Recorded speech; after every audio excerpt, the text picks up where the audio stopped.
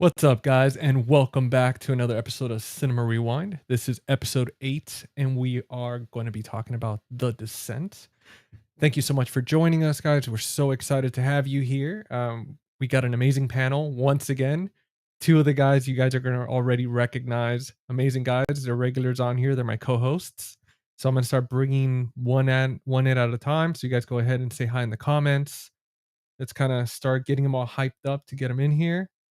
First off, Steven from After Hours Video. And dude, there we go. I was like, what the hell is going on with the screen?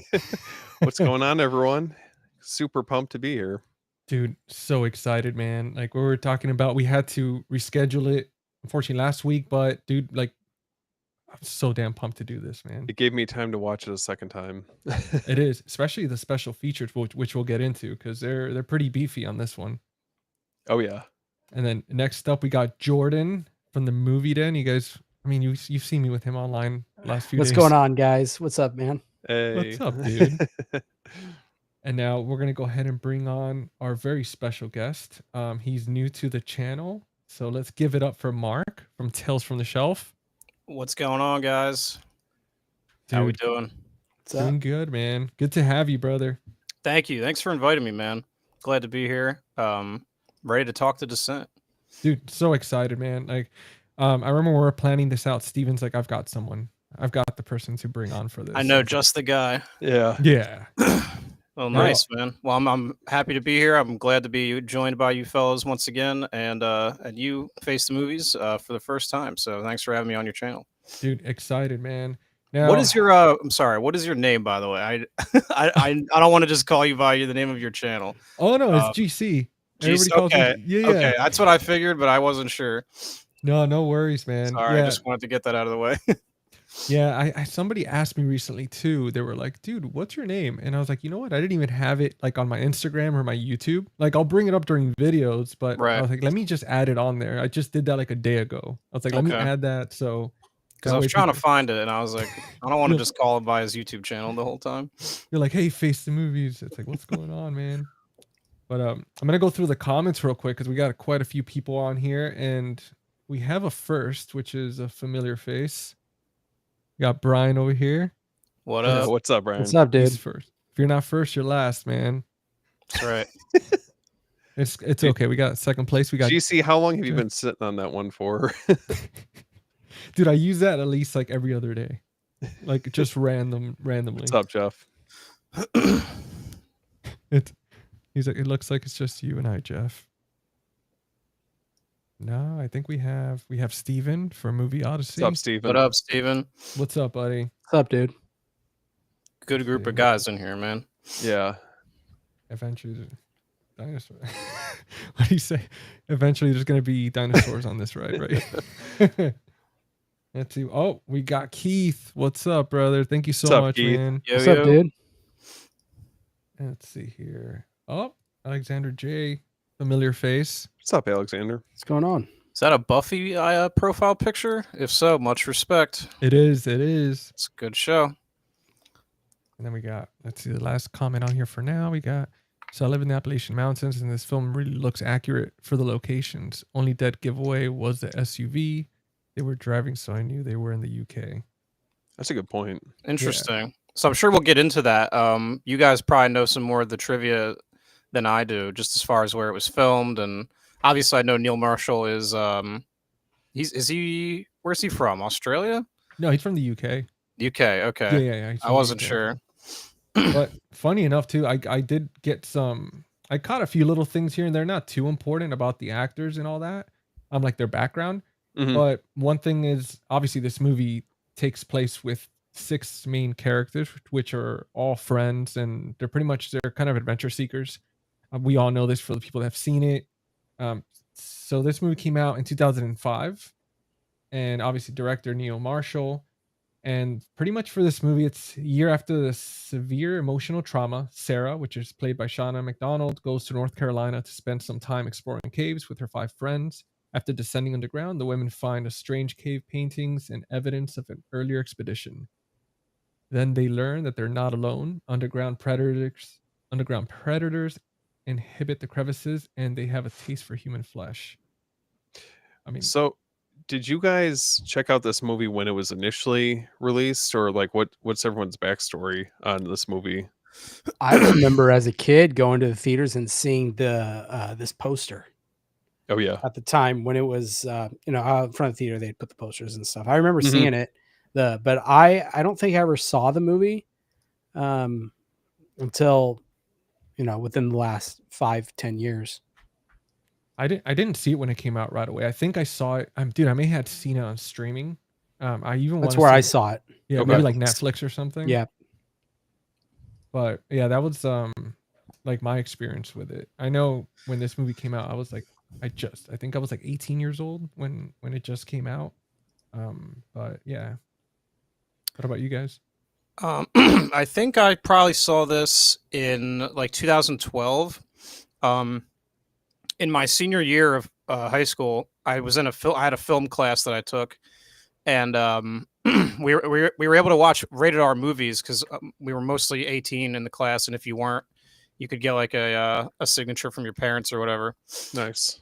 It was cool, man. We watched a ton of rated R movies, and in October, our teacher was super cool, and he let us vote on which horror movie we wanted to watch, and he gave us a few options, and The Descent was one of them, and it won. And we watched it in school over the course of like a day or two, and it was awesome, dude, because we had this big ass speaker that we put in the middle of the class, and we had a big, I guess you'd call it the thing that you pull down. I'm blanking on it right now. Oh, the screen, the projector Yeah, screen. like the projector screen. Yeah. Yeah. I didn't know what the term was, but it was just awesome. Like everyone was invested in it, and like it was like watching a movie in the theater, kind of. When you get that kind of communal thing, and that's where I watched it for the first time, if I'm not mistaken. So I'll always have a special a memory of watching it with all my friends in high school. That's wild. I wish I would have had Dude, the that's an opportunity to watch it in experience, school. Yeah, It was cool. Yeah, it was called Film Institute. So it was our English class, our film appreciation class, and our film production class, and it was like all back to back. So that's how I started my day every day for like 3.5 hours, because it was Oh like my three. God. It was like 3 class periods all back to back, and it was just awesome. Yeah, Wow. I learned a lot about movies and stuff, and we got to make some bad movies walking around our high school. It was cool. Dude. That's sick. It's very cool. See, we had the lonely, like depressing experience of like Netflix where we're just there in like a dark room. I've watched plenty of movies depressed on Netflix just not The Descent.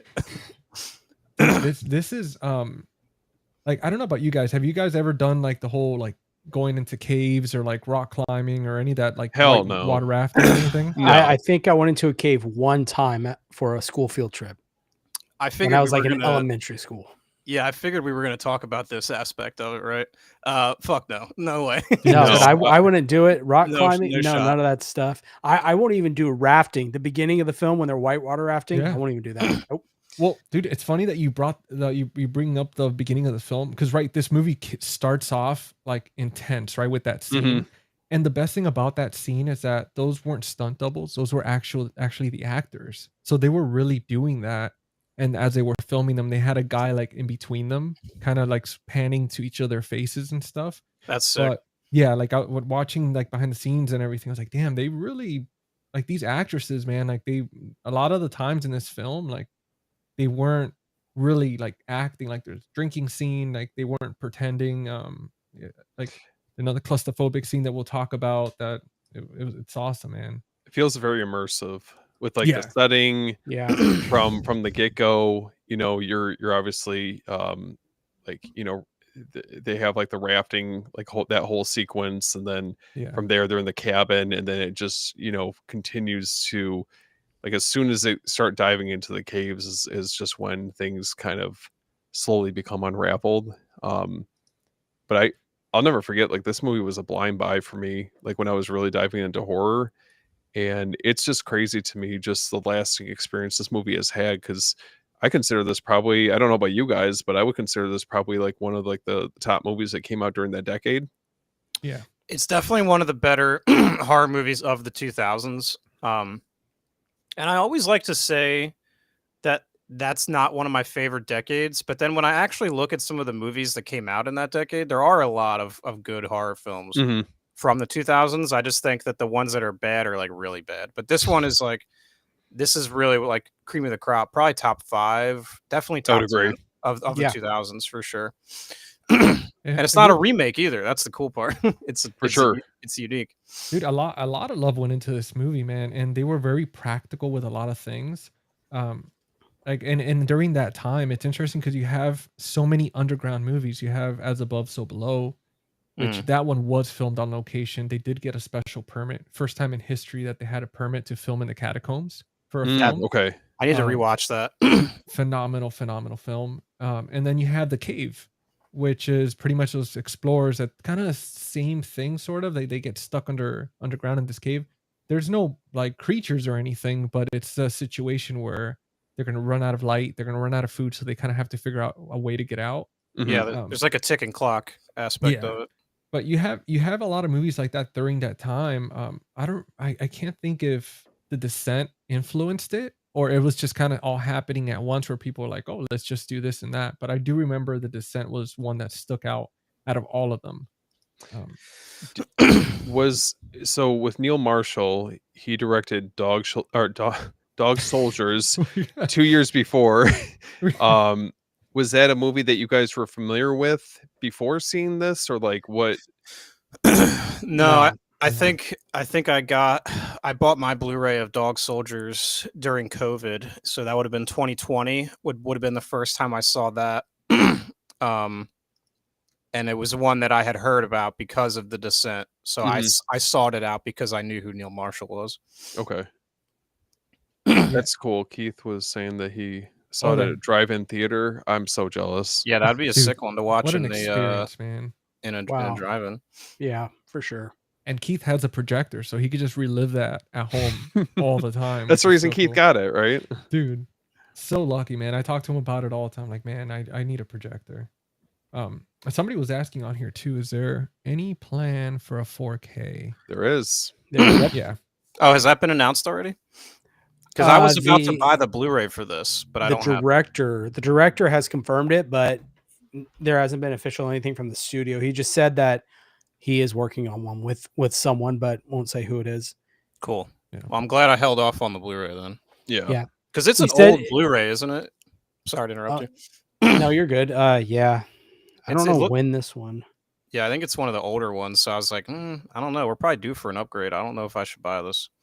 Well, I know I got it on Amazon. I think it was like between $8 or $10. Yeah, super cheap. Yeah, it's not bad. And if the 4K comes out and it doesn't have the Blu-ray with it, it's kind of cool. I know this Blu-ray, I mean, dude, it's so beefed up with special features. One in particular I'll bring up real quick is the fact that they show you the entire making of the film, like on a small screen in the right corner of the film while it's playing. So each scene in the movie, they're showing you how they made it instead of a commentary, which is... Wasn't that like the Underground Experience or something? Yeah, that's the one. Yeah. Dude, it's so good, man. How they built the caves and everything, which to my surprise, like everything is fake. Everything's like miniatures and everything's green screen and all that cool. stuff. Weren't all the cave like sequences, weren't they all built on a sound stage? I'm pretty sure. Yeah. Okay. Yeah. Everything, literally everything. I wouldn't have known that. No, not at all. They did a good job. They did a lot of research because he talked about, Neil said that during the process, they were trying to figure out the best way to do it. But the thing is finding different caves to match the aesthetic. It was an environment that wasn't too controllable. Obviously things are wet. The lighting is going to be a nightmare, especially getting so much equipment in and then safety after all. Yeah. So they just decided to get different, they just go to different caves, get different textures of walls and recreate it with foam and stuff like that. They even used a bathtub at one point to create the tunnel scene where they put the bathtub underneath and then they had like this foam on top of the bathtub. So that way when she was like stuck in the cave, it was like she was able to be like wedged in there. Yeah. Wow. Dude, which she was, by the way. She was actually stuck. He purposely made her get stuck in there. So that scene where the main character like panics, which her name in the movie's name is Sarah, when she panics, like that's really her panicking. So let me ask you guys: how claustrophobic are you guys, if at all? Oh man, for I'm that not. situation, yeah. I don't know if I'm that claustrophobic, but when I'm in a situation where it's close quarters to where I don't know how I'm getting out, that's another thing. I would agree. But like I've done like MRIs and stuff like that. I mean, those get pretty claustrophobic, and they're not, I'm fine. But it's the unknown of that would scare me. I think the unknown is scarier to me than actually being claustrophobic in close quarters. Yeah. For Yeah, sure. because things can go sideways so quickly. I mean, Well, look how yeah. I mean they have intentions basically on going into this cave, and on paper it sounds like it's all mapped out, but I mean, obviously if you take the monsters out of the equation, or like the mutants or whatever you would consider them, I mean, it's a very real possibility that somebody could just as easily be trying to discover something new and get lost, or trapped somewhere, within a cave system. Well, speaking of that, did you hear that story about these two guys? They actually went into this cave system, and the guy he thought he was going. I thought it's called the Nutty Cave or the Nutty Trail or something, but he goes into the cave like facing down, right? Like just crawling down on his stomach, and he got stuck. Because he was holding in, like sucking in his lungs and his like stomach. So he got to such a tight spot that he couldn't move. And he was there for hours, man. He was there stuck for hours, upside down. And they brought in a rescue team to get him out. And pretty much there was nothing they could do. They tried coming up with different pulley systems and trying to wrap stuff around his legs, but he was upside down for so long that the blood was flowing to his like upper body, that anything they did do, they just squeezed, like they squeezed his foot like this, and it was excruciating pain. So they literally had to just sit there and wait for him to pass. Yeah. Until the point I heard that story. I Yeah. listened to YouTube channel Mr. Ballin. He does a Yeah. lot of he does a lot of stories, and he covered that, and that's the one I saw where his buddy was like, there's nothing we can do. Sorry, you're basically just gonna have to die. Didn't they give him like they gave him like a sedative or something like that to make it more comfortable, I think, until he passed or something? I don't know. I just remember hearing about that. I'm like, can you imagine just being stuck in a place that you know for a fact you can't get out of? Yeah. Or like there's nothing that anyone could do. You could take the mutants out of this movie and it's still terrifying. Like it's still like that's horrifying for a lot of people. Well, yeah, just imagine being I don't remember her name, but deep in a cave, you don't know what's going on. It's brand new, hasn't been discovered at all, and you get a compound fracture in your leg, and you're deep down in these caverns where you don't know how to get out. You're done. Yeah. You're done up. Yeah, it's over.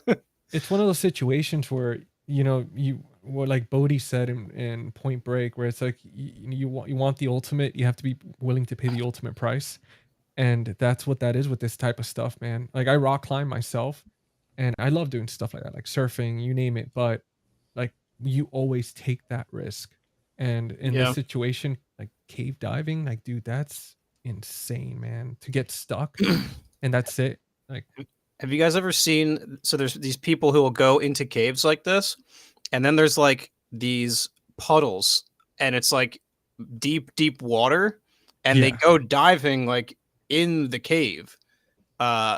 It's fucking insane. Like it's crazy. There's this one super famous cave, I can't remember the name of it, but like several people have died trying to go all the way down to the bottom and like back again. Fuck that. It's crazy. Like people have died doing it, and people will still try to do it.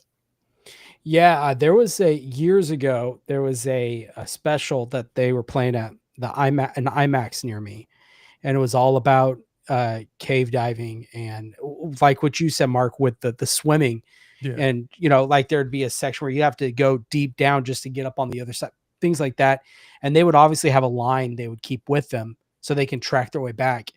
And dude, in IMAX, I mean, that's the scariest thing to see. And especially they'll see like broken off lines from old expeditions where you don't know, did that person make it out? Stuff like that. It's scary. I feel like it's the same thing with like mountain climbing. You know, just Yeah. the elements, like it's kind of like on the opposite end, but I feel like it's so easy to succumb to the elements or something can go wrong. And yeah, I don't know. The idea of being trapped in a cave system like this would be absolutely terrifying. Well, yeah, the mountains are no joke. Haven't you guys seen Mr. Deeds? Mr. D. Sure. Oh yeah, Yeah, the grandpa, he dies up Mount Everest or he's something. there up there smiling. Just freezes at the very top. Yeah.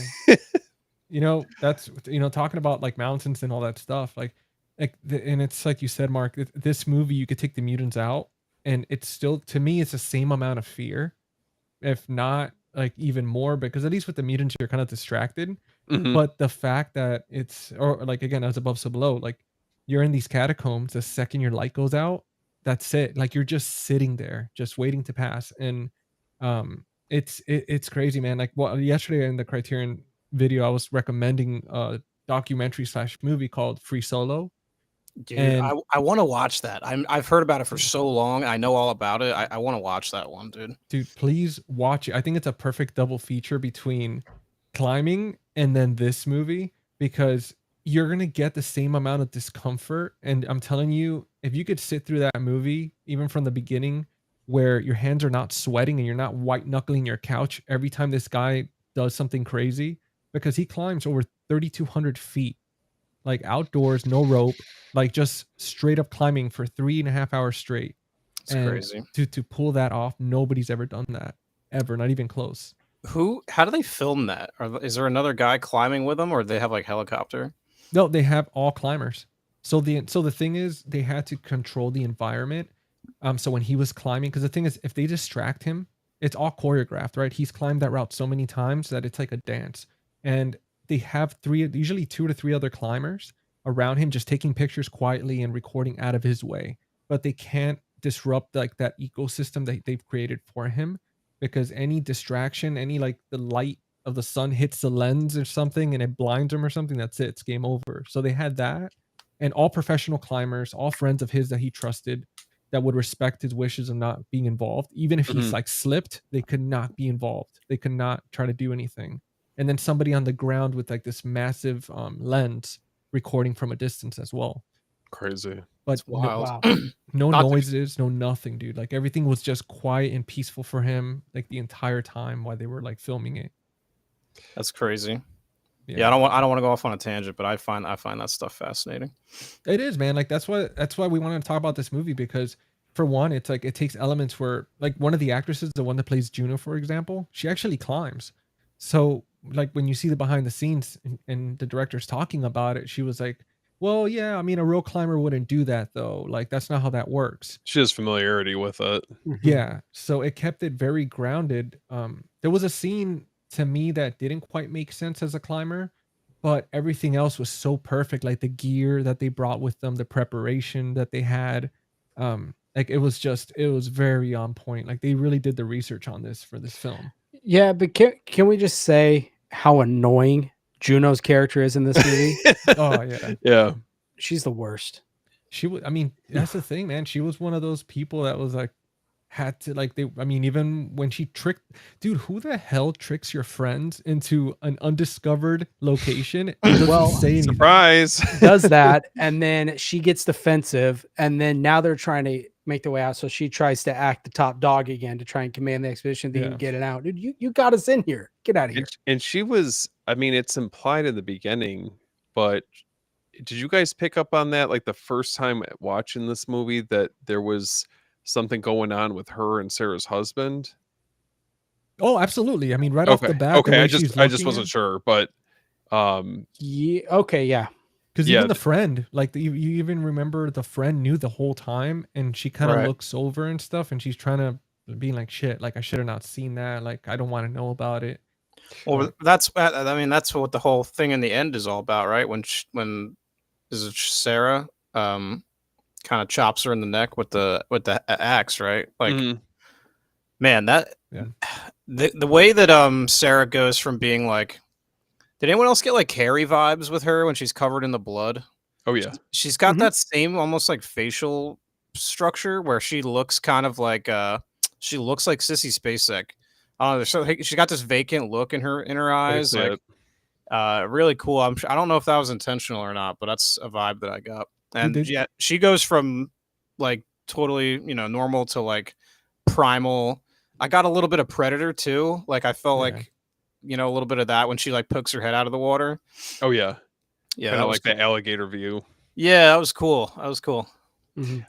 I think it's interesting to see, like, you're talking about basically her character arc, but I agree. I mean, in a lot of ways, I mean, it takes somebody from being kind of more of like, I wouldn't quite say she's like passive, but she's just, whether she knows something about what's going on with her husband or not, whatever the case is, I mean, obviously it takes it to a whole new extreme by the end of the movie, because Juno's kind of, I mean, she's kind of a shitty person, like Yeah. on multiple levels. So, Yeah. yeah, it's a very, very well deserved payoff by the end. Well, Like- she's in this weird situation where she knows that something's going on, but she also lost her husband and her kid.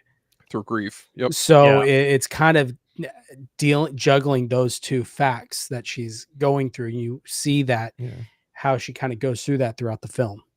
And it's funny, the whole story arc of her descending to the deepest part, and then her story arc is going through this and dealing with this is her crawling back up, crawling back out. It's the same idea of the whole. I mean, you guys have all seen Todd Phillips' Joker with the whole climbing up and going down the big the stairs, right? It's that same kind of idea. I think a metaphor.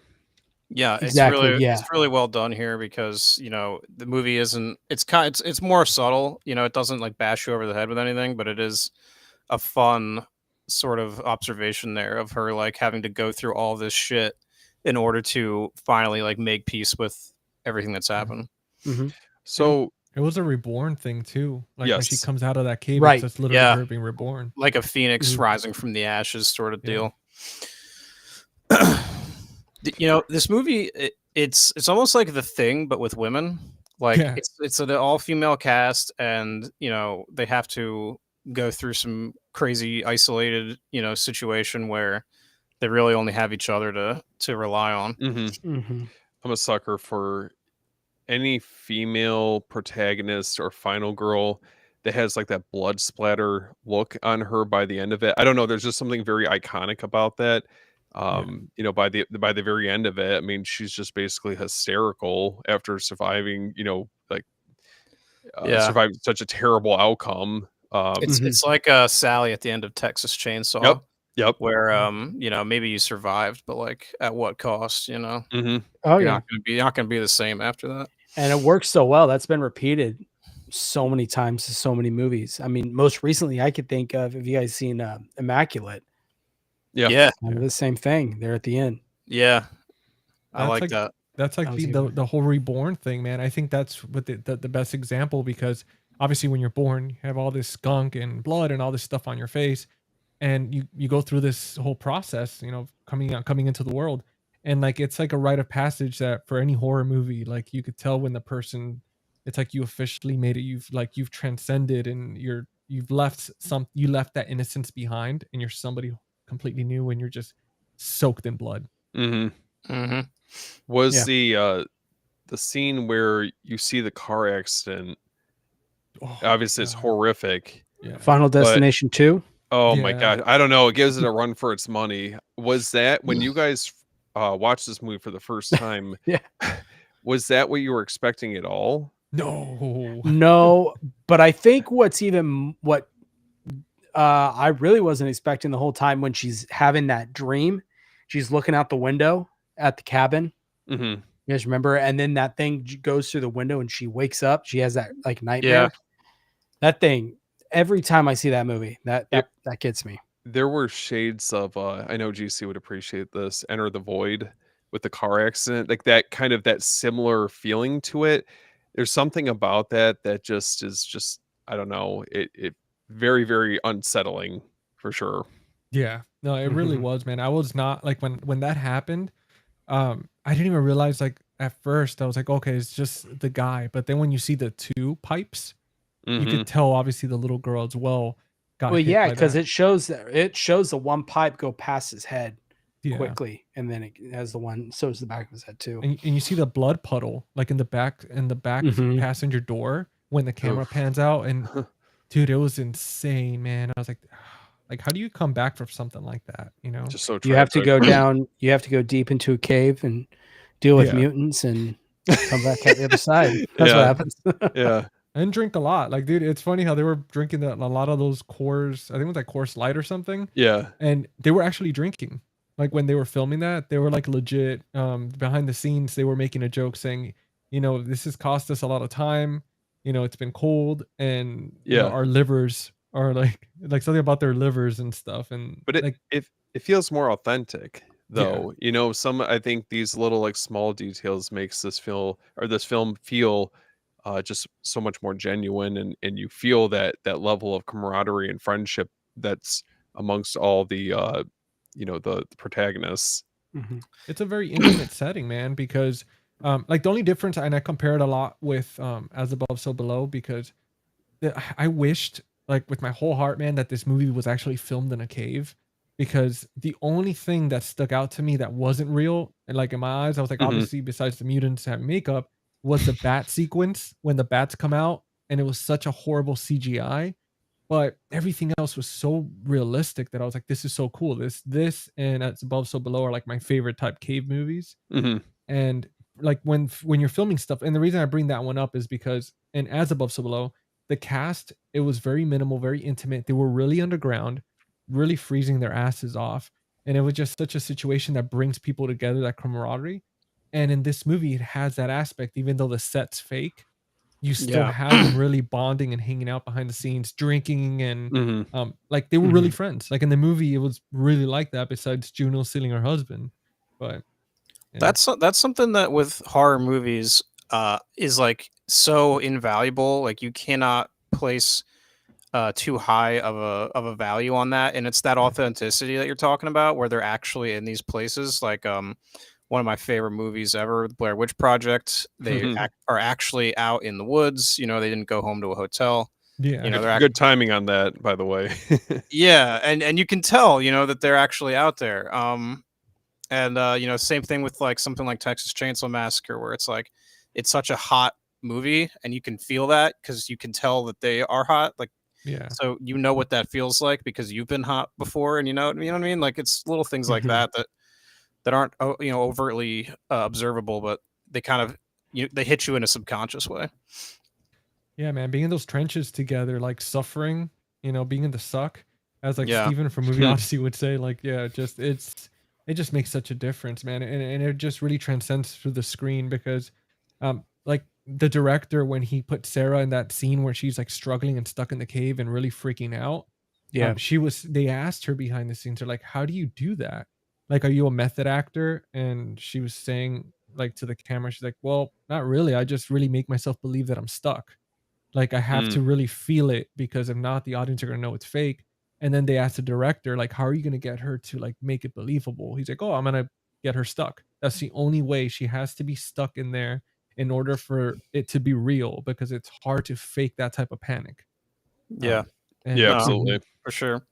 The other thing that makes this movie work so well for me is that I haven't seen a lot of these actresses in like anything else. Mm-mm. yeah, So, and that's not a slight against them. They're all really good. I just, because I haven't seen them in anything else, it helps to add to like, you know, if maybe if you had like a Kate Blanchett in here or something, that might kind of take you out of it a little bit, yeah. because you're Agree. like, well, it's Kate Blanchett. You know what I mean? Like, I know she's not really in that cave. So, yeah, I think that part of it is something that doesn't get talked about a lot. Yeah. Yeah, they I all feel they oh, no, sorry, go ahead, Steve. Oh no, I was just gonna say, but just to add from that, like on rewatch, preparing for this episode, I really do feel like this film has aged really well, you know, compared to a lot of other films that came out around this time, and For um, sure.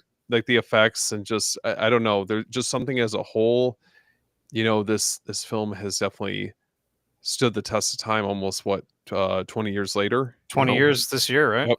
Yep. Mm-hmm. Yeah, Dude, it's wild.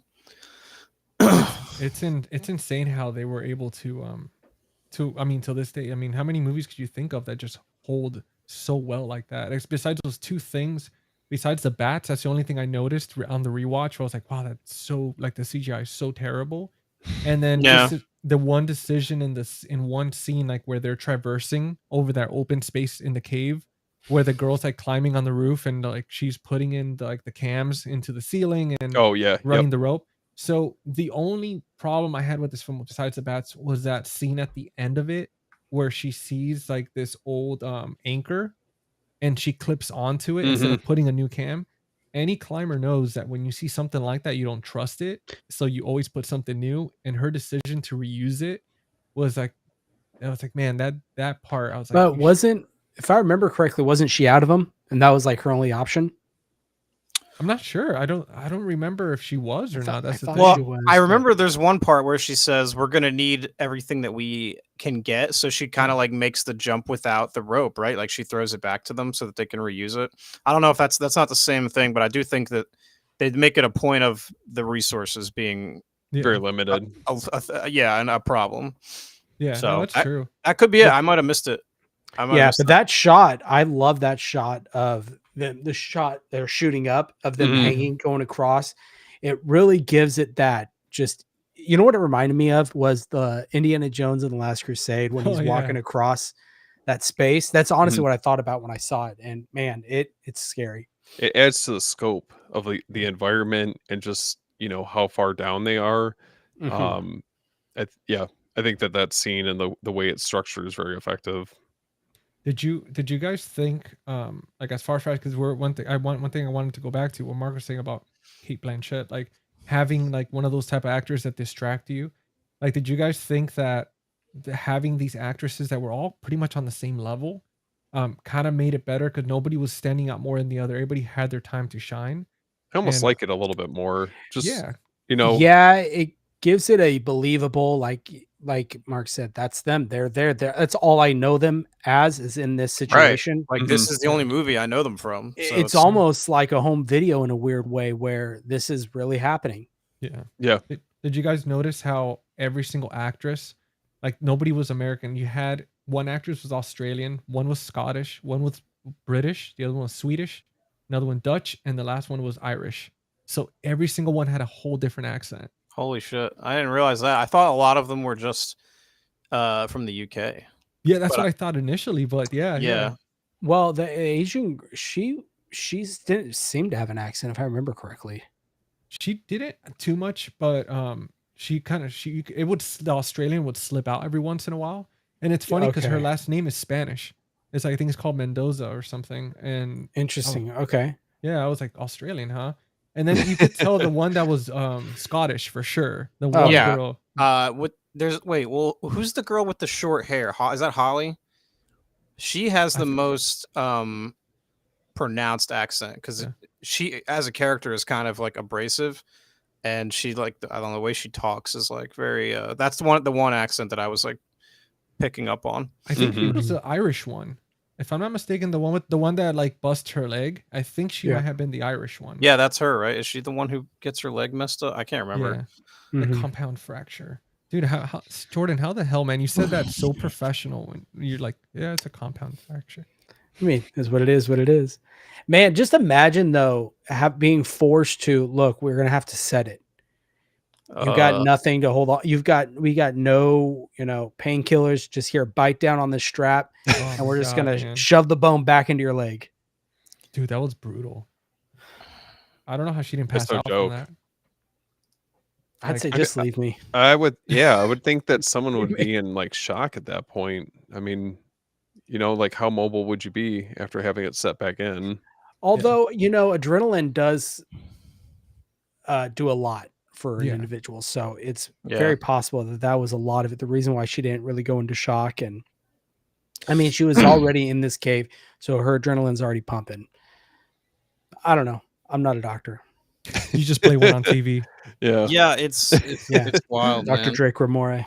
Like you could be on like a hike in the woods and trip wrong and like trip over a root or something and wind up with something like that, or even just a sprained ankle, and then it's like bang, like now I'm a burden. Like now how am I getting home? Like I'm a liability now. Like I have 10 more miles to go and I can't walk. You know what I mean? So it's like even on something as simple as that, it's never a sure thing that you're going to be okay.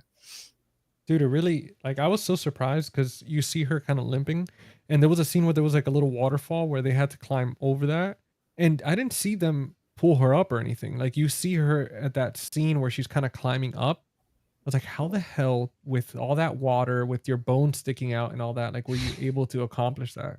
But Guess that was, they just brushed past that, I guess. yeah, pretty much. Like, you could tell that there was like a step ladder in the other side, and she's just like kind of coming up. But dude, Right. I mean, honestly, there's no way, man. Like that, like even just like spraining something, you already feel like you're out of. You're like just stubbing your landing here. toe. You're done. Yeah. I'm gonna go sit down. I'm done for the day, guys. Now, what'd you guys think about the creature design? That's effective. Oh yeah, Yeah. that shot with the night vision, and it just does that quick pan of just standing there over the shoulder. Is perfect. It's a weird angle too. It's like very like unconventional. Yeah, it's like lurking over her shoulder when it does that quick edit. Yeah. I think that was one of the creepiest like scenes I've seen in a lot of movies. Speaking of the creature, oh sorry, go ahead. No, that was it. Like I was just saying, like that's like one of the creepiest scenes that I could think of. Like imagine being in the darks in some unknown cave and there's just something there breathing over you like that, and it just disappears. Like what the hell, man? It's very feral. Imagine how bad their breath would smell. Oh, absolutely. It's just right over your shoulder and it just heavily breathing. Dude, they must smell. I mean, have you guys ever been around like you guys obviously gone to the zoo, I'm sure, and like seen like the lions enclosures and stuff like that? Usually lions, like because they're eating like raw meat and all this stuff, their manes like they smell like death. Well, so my dog's breath, good lord. Dude, so that's what I'm thinking. I was like, how do these rancid. Creatures, they're not rancid, just standing a few feet away when they're like covered in like remains from animals and all that stuff and never shower, apparently. Yeah. What I love about the creature designs and the kind of the editing choice they did for the creatures was they sped up the framing of the creatures as they moved in certain scenes, if you catch it. It's similar to like what they did with Fury Road, right? It's just kind of the sped up. What's up, Eli? I think that the very erratic movement that they have definitely works for kind of creating the sense of like danger or just like the threat that they present to the girls. But they're just so creepy looking. I guess they're considered what, crawlers? Yeah. And just I don't know. Like I being trapped down in a cave is bad enough as is. This just adds on a completely extra layer of like terror, you know, for being down there. And I don't know. The creature design is very, very effective for sure. Well, it's well thought out too, the way they look. I mean, they almost have, you think like deep down in the ocean and like the trench and Mariana Trench, these fish have almost a translucent way to them. And same with these creatures, there's almost this translucent type skin. They've been down there for however many thousands of years and have, you know, obviously developed no longer being able to see and using these other, you know, methods of getting their way around. Really awesome design of those really creatures. Enhanced hearing. Like they're I mean, it seems like lack of sight, but it elevated their hearing. Yeah, I like the way they shoot the monsters in this movie, and they make it a few shots to show you that their eyes are all white and stuff, and they can't obviously can't see anything, which adds this other component because once they realize that, they're able to learn that if they're still, then they can maybe get by them at times, and there's a lot of tension that comes from that later on, like in like the third act where. She's like being very quiet and like the one's like got its hand on her head and stuff, like sniffing around. Yeah, dude. And then she like gets him with the axe and stuff. That stuff was cool. Do you think though that kind of going back to the reason why they're there in the first place, but do you guys think that Juno had like some sort of malicious intent to begin with? Or like what was her real motivations for wanting to be down there? I mean, I think it was a fame and glory type of thing, and she was willing to risk it, get that at the cost of, you know, her friends' lives. Yeah, she didn't. You could you could tell too.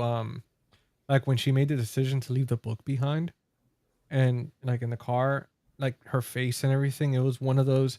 She was too much of a coward to go alone, Mhm. but like Jordan said, like risking their lives. I mean, she's already, like, in her mind, she's kind of already lost everything because she lost that guy that she loved, which was Mhm. Sarah's husband. So at this point, it was like that's what she needed to kind of give her some reason to be around and stuff. I mean, they touch Yeah, upon it. I could see what you're saying though, Stephen, about malicious intent. Could be she blames Sarah for the death, and it was her way of getting him down there, and Yeah. hopefully to leave him down there. I don't know. I think it was just an unfortunate coincidence. I don't think that she had any idea that like those monsters were down there or anything. It just No, kind of I happened to meant like be. basically if you took that out of the equation, like, Yeah. you know, if none of that unfolded the way that it did, kind of going off with what Jordan was saying, I don't know. Gotcha. I I just mean, wanted it to kind of makes you clarify. wonder, you know. Yeah, I think it was just she's arrogant, and it was just something that was a selfish Yep. act Yeah. that she wanted to do, and like I said, it was at the risk of what happened. She's very Yeah. reckless. Because she, even when Yeah. she like with the axe, like hits her friend originally when she fought off one of the creatures. Because Yeah. the thing is too is that scene where she was trying to save the girl from the creature taking her body. Like if she would, like, she didn't care too much, she would have not tried to save like her body even though she knew she was dead. Mhm. But the scene where she turns around and hits her with the axe and Mhm. just realizes what she did, that was that pivotal moment in that character development where she could have like tried to do something, but she realized I could leave her behind wounded and be able to escape. And that's when you could tell that when like the situation became fully extreme and she realized it's like somebody's already dead, there's a second person dead, we're Mhm. running out of people, like I'm gonna have to just save myself. Because even when they're calling out for her and stuff, she's just so Sh- quiet and sh- stuff. And She takes the easy way out. Like, yeah. it kind of reminded me a little bit of 28 Weeks Later, where the Yeah. husband, you know, leaves the wife behind, Yeah. and it comes back to backfire because she doesn't die after all. So, you know, I don't know. I mean, obviously it provides like some key information for Sarah to know like really her true character and her intentions, I guess. Yeah. It's that part of the horror or a disaster movie where the people's when things are like as bad as they possibly could be, Mhm. and you have to start making like the tough decisions. It's like because some people are not gonna be able to, some people are gonna let emotion get in the way of it. But Juno was just so cold and like Yeah. just had no remorse because I mean, I'm sure she was. That's not what she wanted, but ultimately you got to make a call at the end of the day, and then if it's going to save my neck, save other people's For necks, sure. like it's like it's interesting. It plays with that human, sort of the psyche and stuff, and how people will react in a crisis. Yeah. I like what Josh said in the chat. He said the descent is gospel. I would agree with that. Oh yeah, absolutely. Yeah. I think somebody's gonna say, I think I think it was an Just- ego trip. Yeah, that's a good point. Yeah. yeah. It almost felt like things continued to keep going wrong. You know, at that point, it's like, you know, you already killed somebody. So it's like, it just, I think, Things realizing start that, snowballing. At this yes, point. everything's going off the rails. I mean, at that point, you're just trying to save yourself, I guess. Yeah, you're just trying to survive at this point. After the third death, it's like, all right, Yeah. You're just covered in blood. You're like, you know shit what? is not going well. What do I do to get out of here? But I love the fact that she really, like, once she like when she snapped, like after killing that one of them, like I love that where she just backs up into the shadows. Mhm. Like that was so sick, man. That was so badass. And then she just comes out of nowhere and then like just hits another one when she saves that one girl when she's in that corner. And dude, that, like, it was to have two badass like characters like that, where you have Sarah and Juno and they're both in there, just they both snapped, they both lost something, it's like they're both going through the same thing. The only difference is, and obviously not even just the cave, but losing the same person. But they're both kind of little by little, you know, they're one of them's progressing and the other one's kind of regressing. It was just so damn cool, man. Yeah, and they're kind of being pushed towards this confrontation at the end too. Yeah. Because Sarah gets put off on like her own little side quest at a certain point, and she's like having her feral, you know, Carrie thing and Predator and all that stuff. And then by the time she meets up with Juno again, it's like she's like barely recognizable to her, you know, and they're like that's when you know like this is all going to come to a head. And how many movies could you think of that have two like lead women characters at that point where they're both like the strong character? Like you always have one person for the most part that's like the main person and all like the final girl, but in this case it's such a great option that they had two of them like get it to the very end, and they're both strong and they're both capable and they're both like, I felt like they're both equally badass. Like they could have, I mean, it was really either or is gonna win, like a hand-to-hand type situation. They were both had the same kind of skill set almost. What I thought was interesting, just I don't know if you guys noticed it at all, but the score itself is very, very like very ambient, very minimal. I think it doesn't overstay its welcome, but I think it just really enhances just how creepy the setting is throughout the entire runtime. Doing a little bit of like digging into it, composer David Julian, and he actually frequently had collaborated with Christopher Nolan. So he did the score for Memento, Insomnia, and The Prestige, which I thought was kind of interesting. Yeah, yeah. Wow. So some earlier Nolan work. Yeah, I can't think of the score, which I guess means that it mostly does what a good score is supposed to do, and just kind of like blend in and sort of just, you know, because a bad score can really take you out of the movie, you know, where a good one is like, I think sometimes the best ones in a movie like this, where it has to feel real, they're not very busy. They don't make a big sort of deal about themselves, if you know what I mean. Like they're more like primal and ambient, like you were saying, Steve. Yeah. Very atmospheric for sure. And it got to the point for me in the movie that I forgot there was a score. Like there was certain scenes I was so into that you just like, I didn't think of anything else happening in there but that specific scene. It's especially when the bone of her leg sticks out. I was like, holy shit, man. I was like, what the hell? That's freaking, they pumped so much. Like when they were setting up that scene, like they like they had to like flood the floor, and like she, like you see behind the scenes her just laying there and they're like, hey, are you okay? And she's like, yeah, the water's like hitting her in the face, like waterboarding her and stuff.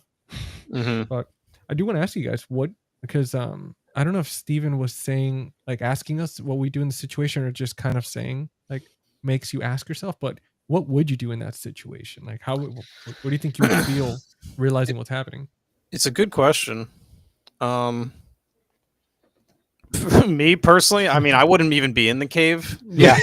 So we're gonna go there. There would have to be like, okay, let's say for some reason I was forced in there. Forced in there, you're like, eh. Yeah, because that's the only way you'd get me in there is you'd have to force me.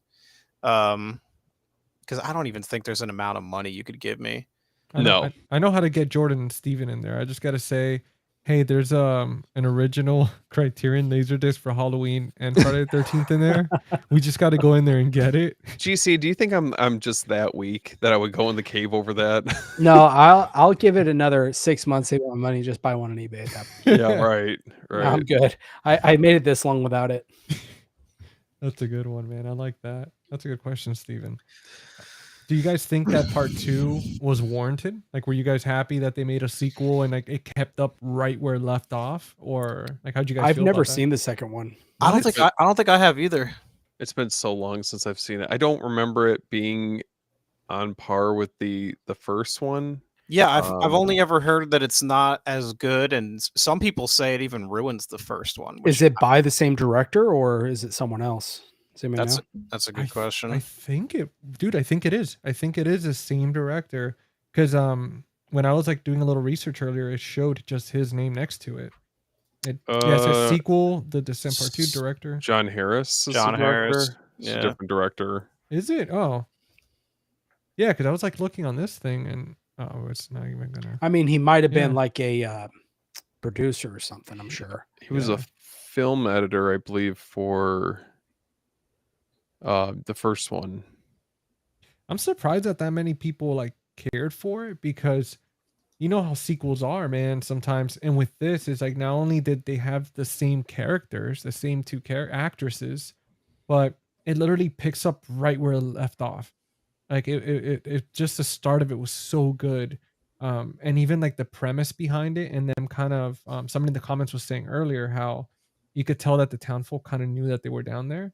It just expanded it a little bit more. So I'm just so surprised. Like, and there's even like that certain resolution and all that.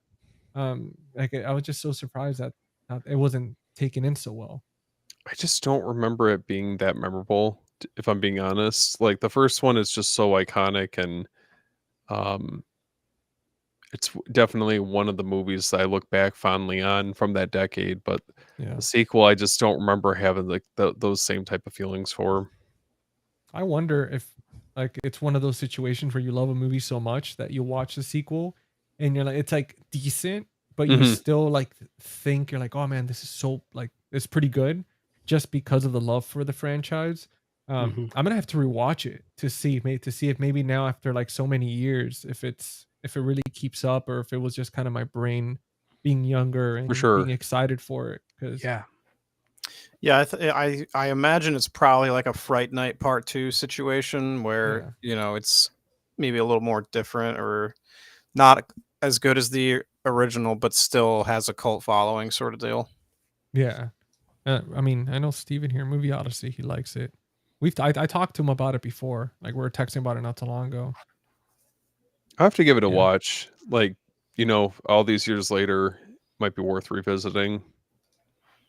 Yeah, I was gonna try to squeeze that one in too, but just didn't have the time. It would have been a rental too, so. Well, at least we got a few people here saying that they still enjoy it and liked it. So hey, I mean it'd be nice to. I do like that it takes place. It like continues the story, not kind of this is another group of of cave divers. Oh, that would have sucked. Yeah, you know what I mean. I'm glad they didn't go that route. I didn't even think about that. Yeah, I wouldn't have liked that. Or a prequel of how the creatures got there. Yeah, because there is the first. They could have done a prequel about the first people who went in there, because they find the old gear. So I don't know. I might. Mark, don't give them any ideas. Don't give them any ideas. Just let's leave these two movies alone. I don't think that sounds that bad, actually. That's a pretty because I wondered that myself. I was like, how the hell did they get that gear up there? Because I mean, especially back then, I mean that gear was very, very old. It's like I don't think they would have been traversing that in that manner. But dude, that would be amazing to be able to kind of see like something like that, just kind of the origin. Because to me, those creatures kind of looked like vampire-ish. I mean, between the pointy ears, they reminded me of bats. Their faces were very like bat-like. With the echolocation, with obviously being blind, there was so many aspects of that I just, and obviously in the beginning you see the bats, so I felt kind of it made sense. So this must have made a lot of money then, right? Obviously, for them to have done a sequel. Does anyone know what the budget versus box office would have been for this? Let's see. The budget was 3.5 million, and as far as for the box office, I don't see. Let's take a look on 57.1 million. Yeah, 57.1 million worldwide. That's pretty good. Dude, 7.2 out of 10 for IMDb. So, man, I swear, I just remember this movie like within like the horror community at the time. I remember hearing just a reception. You know how it is. Like usually when there's like a really good movie, everyone's talking about it, and social media wasn't as big at that time, but all the reception I was hearing about it, they're just like, you got to watch this movie, you got to watch it. And I definitely feel like it's one of those few cases where this movie actually lived up to the hype. Yeah. Do you think it's going to be worth having on 4K, or are you satisfied with the way the Blu-ray looks? I think the Blu-ray looks good. I mean, there is some shots in the cave where it looked really good. Yeah. Even with the Blu-ray, but I think that just would mean I think the 4K would make it that much better. Especially with all the dark scenes, I think it would really benefit from a 4K. Yeah, there's all those like scenes where it's really red from the flares, and that stuff looks cool. And then it's like the green filter from the night vision. So they actually do get some cool color palette stuff going on that I think would look all right. And the glow sticks too. Like when they pop the glow sticks and everything, that was awesome, man. I think a lot of movies from this decade, now that they're getting 4Ks, I feel like that they just serve the movie so much more to really enhance it and just really bring out the most out of the movie. I feel like that this one would end up benefiting from a 4K. Yeah. Do you guys feel like, is there anything in this movie that you feel like you would change, you would want to see differently? Well, I mean, we could talk about the endings. Okay. What endings? Well, there's two. So there's two different ways that this film ends. What do you guys prefer? Remind me again, because I wasn't able to finish it. So there was one where she gets out. Yeah. And then that's right. It ends. It does a second ending where she's still stuck in the cave, right? So there's one ending, the original, where Sarah escapes, but it's a hallucination.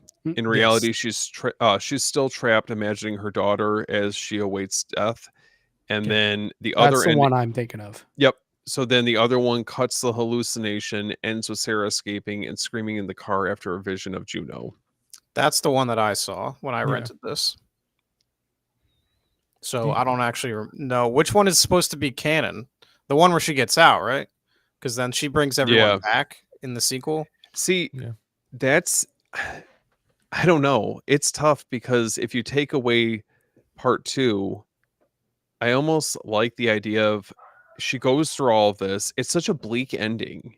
If she goes through all this and it's all like some sort of a hallucination by the end of it, and she's actually still trapped down there with a vision of her dead daughter, I don't know. There's just something about that just, for me, I think I can appreciate it. That doesn't need some wrapped up ending, and you know, I don't know, but you know, it's true because like they leave these breadcrumbs all the way from the beginning where she leaves her pills behind on the little dresser, and then right when they're in the cave, like before they're getting into the cave, one of the friends is talking about like the different type of symptoms like hallucination, hypothermia, but it kind of echoed throughout the film. So that's true. Like that ending where she realizes she's hallucinating, she doesn't have the medication for like anxiety and all that stuff.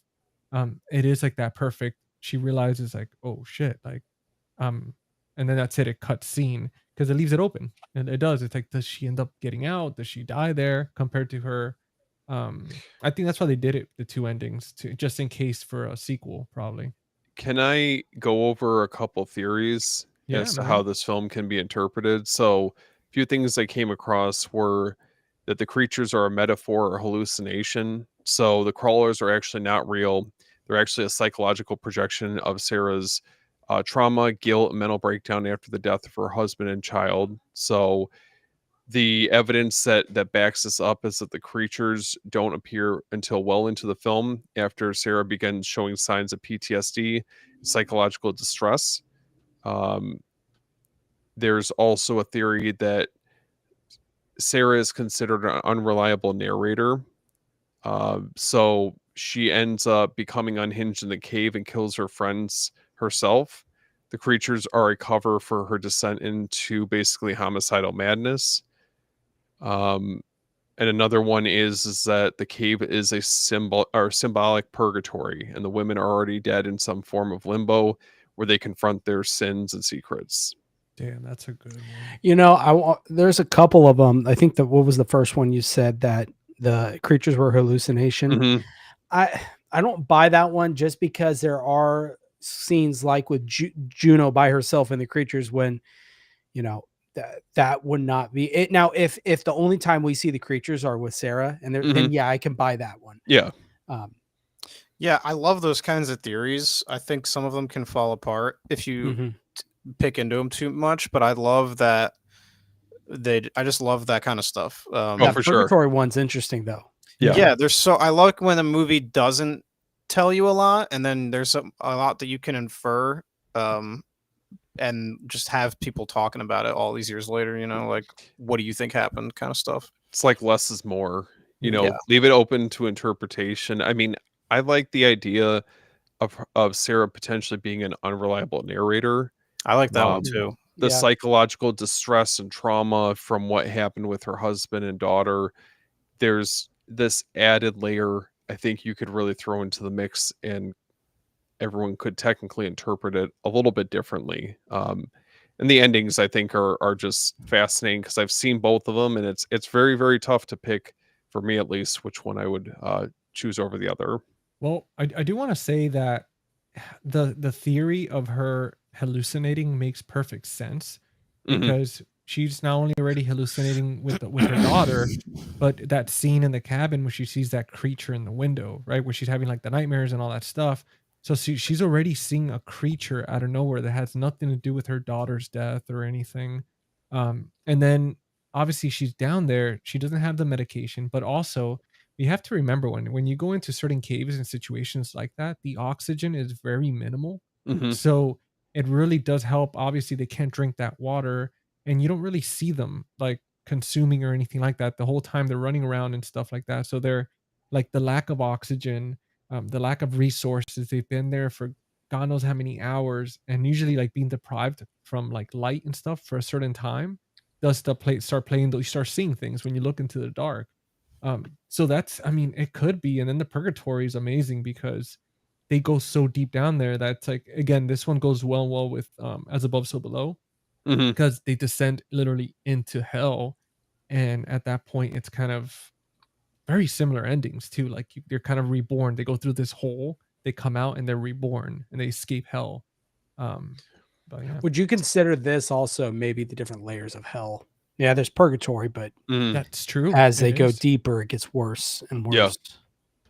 It's true, especially with Juno, because it's like each layer she unravels more and more to the point where she literally murder.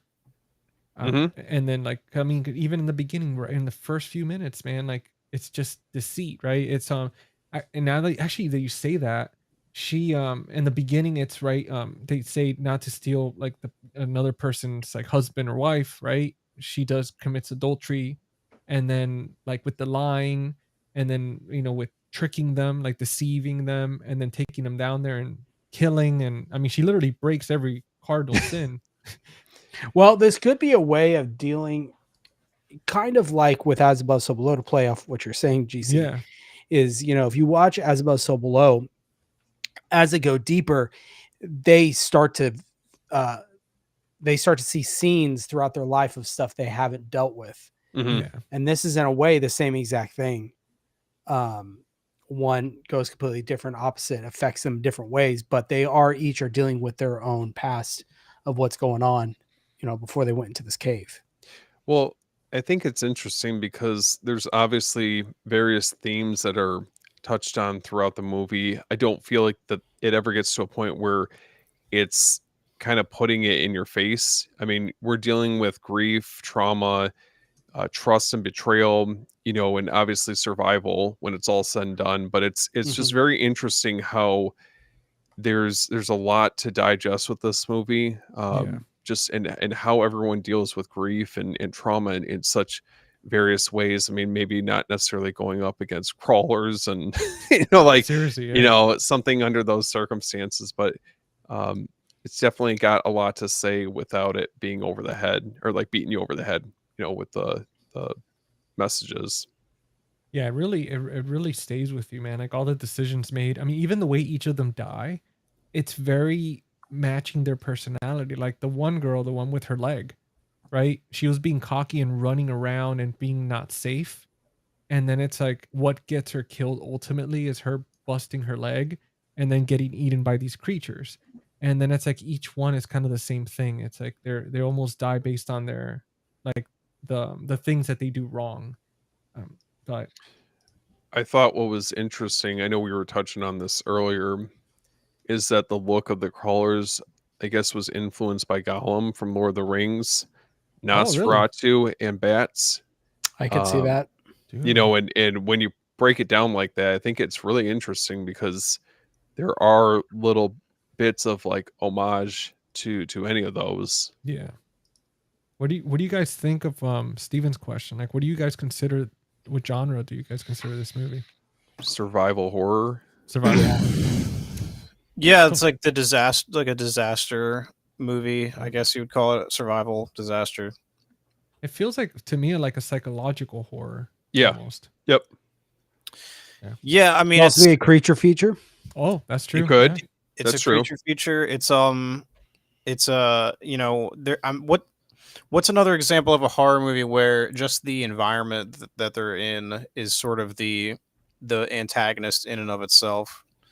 Yeah, right. Claustrophobic type horror, but Not necessarily just the claustrophobia, but just the sheer place that they're in is we're actively like working against them. You know, Like an environmental type horror. yeah, that would be what I'm looking for, but I can't Something think like of any more examples. I know it's a thing. I just don't know that. Yeah. well, mean- as above, so below. Yeah. That one. Yeah. I think of that movie Open Water, maybe. Yeah. But that's more like a shark movie, I guess you'd call it. But just the fact that they're in the ocean, you Yeah. know, is kind of what is the you know, the antagonist, right? Like, Could you that could kind you of consider, like, you know, obviously the primary antagonist would be the xenomorph, but like for Alien, for example, I mean, you're trapped on, you know, a spaceship, Nostromo. yeah, that could work too. Just any place that a human just really isn't supposed to spend a lot of time, right? Like, Mhm. you know, we're not supposed to be in the ocean. We're not supposed to be in caves. Yeah. You know, we're not supposed to be in space, really, because we can't breathe. The Thing's another one. I mean, if you're yeah, like ice, out- you know, cold, Yep. eventually you're gonna freeze to death, that kind of thing. I think it was I was taking a deep dive into some of the influences that Neil Marshall had for this movie. So he drew from several iconic horror films like Deliverance, The Texas Chainsaw, The Thing, and Alien. Dude, and then you could all see it with the blood splatter, the Texas Mhm. Chainsaw, and dude, that's awesome. You got you have a fan. What's up, dude? Old Restless is a good dude. Brian was actually saying something pretty cool. He was talking about he did an homage to that car scene at the end. Oh, that's sick. Like for his first film. That's Oh, yeah. awesome, dude. I was reading that. That's awesome. I still got to watch. I would love to watch Brian's first film. He needs to send us all a digital copy so we can all watch it, or we'll just buy a physical copy. No, I want a A physical copy. I want a signed one. I was just Yeah. about to say that. If it's not signed, I don't want it. I'll just send it back. Yeah. Dude, that's a good feature right there. Like, and that's the thing, man. Like with the only difference between these two, because the thing is, like, a lot of people thought that As Above, So Below was kind of like a found footage, but it Mhm. was actually it was a document. They were filming a documentary in the film, and they perfectly explained how each person, like, how they had cameras the whole time. It's one of those movies where they covered every loop, so you could not like discredit it and call it found footage. But it Mhm. would have been kind of cool with this movie if they would have done something similar, where they would have been well, actually no, they were. That one girl was documenting it where they had the camcorder, but Yeah. This reminds me too. Have you guys seen the movie The Ruins? yeah, Yes. that's a Yeah. good one. I saw that in theaters, and I haven't seen it since. When did that come It's been a out? while. The That was Ruins. intense, man. Where they got- 2008. Yeah, I haven't seen Yeah. it since then. that was those few years, like early 2000s to up to like 2010. Like they had a lot of those type of movies, like those location type horror, like environmental type stuff. A more recent one I could see this pairing well with is did you guys see Annihilation? Yeah, Yeah, that one's Portman. good. Yeah. Very That's- similar, like I think Annihilation's more like sci-fi, but Yeah. very similar in tone, and I think both all female casts for the most part. Oh, and somebody also mentioned this one's pretty good. I mean, it's in space and stuff, but That's it's a good like, yeah, movie. which is Descent into a Yeah. Spaceship. The actor that played that Space young Hell. the young actor, something damn it, I'm spacing out on his name. He plays like the younger version of like the captain. Something Forrester is his name. Ben Foster. Yes, dude, he's Yep. phenomenal, man. He's been in a lot of stuff. I really like him. He's a great character actor. Yeah, like He's he was really a good very, in True 310 to Yuma. He's really good in that. Alpha Dog was a good one that he Oh played. yeah, in. He was like unhinged. Yeah. Hell or High Water is another good Yeah. one from him. Oh, there you go. Somebody put it. Yeah, Ben Foster. There we go. Yeah, he's good. Underrated, I would say. Mm-hmm. Like I gotta look later on into the filmography of the other actresses to see if in this movie if they ever did anything else. I'm sure they did, but it was one of those like, they all, I felt like they all did well. Like they all held their weight. I mean, like Jordan was talking about earlier, Juno was pretty annoying at times. And then the other girl, the one running through the caves, like there was nothing wrong. Like the one that busted her leg, she kind of annoyed me a little bit when they were down there because I was like, dude, like I know you're like Juno's protege or whatever, but like slow it down, man. Like any real adventure wouldn't be doing like dumb shit like that. Like just running without knowing like if there's like a cliff or anything like that. Yeah. She got too excited seeing that light. Yeah. I thought it was interesting that the cast actually didn't see the crawlers until filming, so the reaction that they have is very authentic. So you get like a reaction each time that they're seeing them. It's 100% genuine, which is pretty cool. I wonder if the director's friends with the directors of As Above, So Below, or they got some influence because the exact same thing happened in that movie.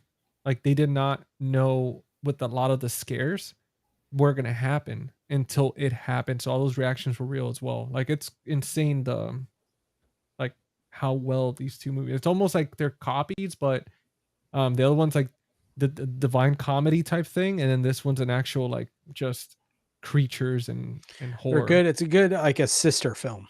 It is. Yeah, it really is. Do you guys have like certain sequences or scenes that stand out to you when you think about this movie? Well, I think we touched on it. I said it, the scene where they first see the creature in the camcorder over the girl's back. I mean, that's iconic. Yeah, I think the most iconic imagery of this movie for me would be of Sarah when she's covered in blood at the end. And as far as like set pieces, I really like the one where they're having to go back and forth across the chasm or chasm, however you pronounce that, and then Juno like jumps it or something. Yeah, I like that scene. It's pretty tense. I always think about the blood pool where Sarah rises up from the blood pool, like you were talking about earlier, Mark. It reminds me a lot of The Predator. Yeah, for sure. I thought the Juno when she does a pickaxe to her friend and it comes out of her throat. Oh, dude! Like to me, that one. Even rewatching it again, I actually completely forgot that part, and it got me, man. And just seeing it actually coming out of the throat and everything, dude, it was so. It's gnarly. It made me go like this. I was like, oh, it comes out of nowhere. Like she just whips around with it, and like the camera almost like whip pans with it, and like it like right into her neck. It's very like fluid motion. Mark, you have somebody. Oh, well, Steven. Movie Odyssey, he actually had a question for you. I don't like that movie. I think it's like does everything the opposite of the original that makes the original good. It's super like polished and just where the first one's more gritty, and yeah, I just don't like that movie.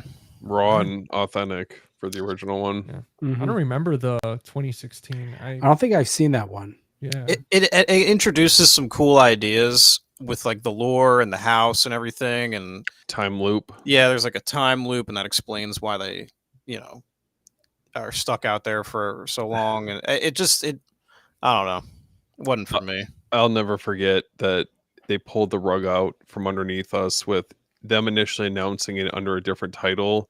With the trailer and all that. That was probably the coolest part of the movie is that whole, because they were trying to do some more of that cool viral marketing. Yeah. I was like, okay, cool. You're coming off of You're Next and The Guest. I was like, oh, this is going to be sick. Like I was so pumped for that movie. And then we got what we got. It was not for me. I don't know. Is it as bad as The Book of Shadows? Oh. No, it's better than Book of Shadows. Okay. I was going to say that one's pretty bad. I despise Heather. It's not. I mean, nothing can touch that first movie for me. No, that movie's That's like my second favorite horror movie of all time. Blair Witch has aged really well. Have you guys seen The Last Broadcast? No, I need to do a deep dive. I want to watch. I want to watch Last Broadcast. I want to watch like the McPherson tape. That's a good one. All The those Last like, Broadcast is a good one to watch. It came out 1 year before the Blair Witch. Yeah, and it almost the same thing. Yeah. Yeah, So curious to hear that. It's cheap on DVD too. Like I don't know if there's is there a Blu-ray for that one? Yeah, there's the 101 Films has one that I have. 101 Films, man. They did Ghost Watch too. I have that as well. Yeah, Ghost Watch was cool. Oh, that's like one of my favorite releases from that label. But I do want to get. I haven't seen the McPherson tape. I need to see that. I want to get that Vinegar Syndrome release. It's solid. Not that I don't know about the Vinegar Syndrome release, but the movie itself is solid. No, I just want it for if I'm going to get a version, that'd be cool to get. Mm-hmm. Yeah. Ryan was saying that the girl who played Sam was Neil Marshall's next movie, Doomsday. Doomsday is a good one. And I didn't know. That's really cool that the lead villain in Doomsday was one of the lead crawlers in The Descent. What a way to come up, man. From like being behind like makeup and all that to being like legit, like just coming on screen as yourself. That's awesome. Yeah. I don't know, maybe I'm wrong, but I don't think that the follow-up films that Neil Marshall did have really come close to this movie. Yeah. It seems like it's this and Dog Soldiers are the ones that people talk about a lot. So, well, didn't Doomsday came out on 4K? Didn't they? I remember Brian did like Scream Factory released it. Yeah, because that one's pretty popular too. Like, I mean, I think those are his like top 3. Wait, he did the newest Hellboy? I did not know that. Oh, wait, the Crooked Man or the one with David Harbour? David Harbour. Sorry, not Crooked Man. David Harbour. I can't even keep them all straight. He did the David Harbour Hellboy. Okay. That's funny. He did, huh?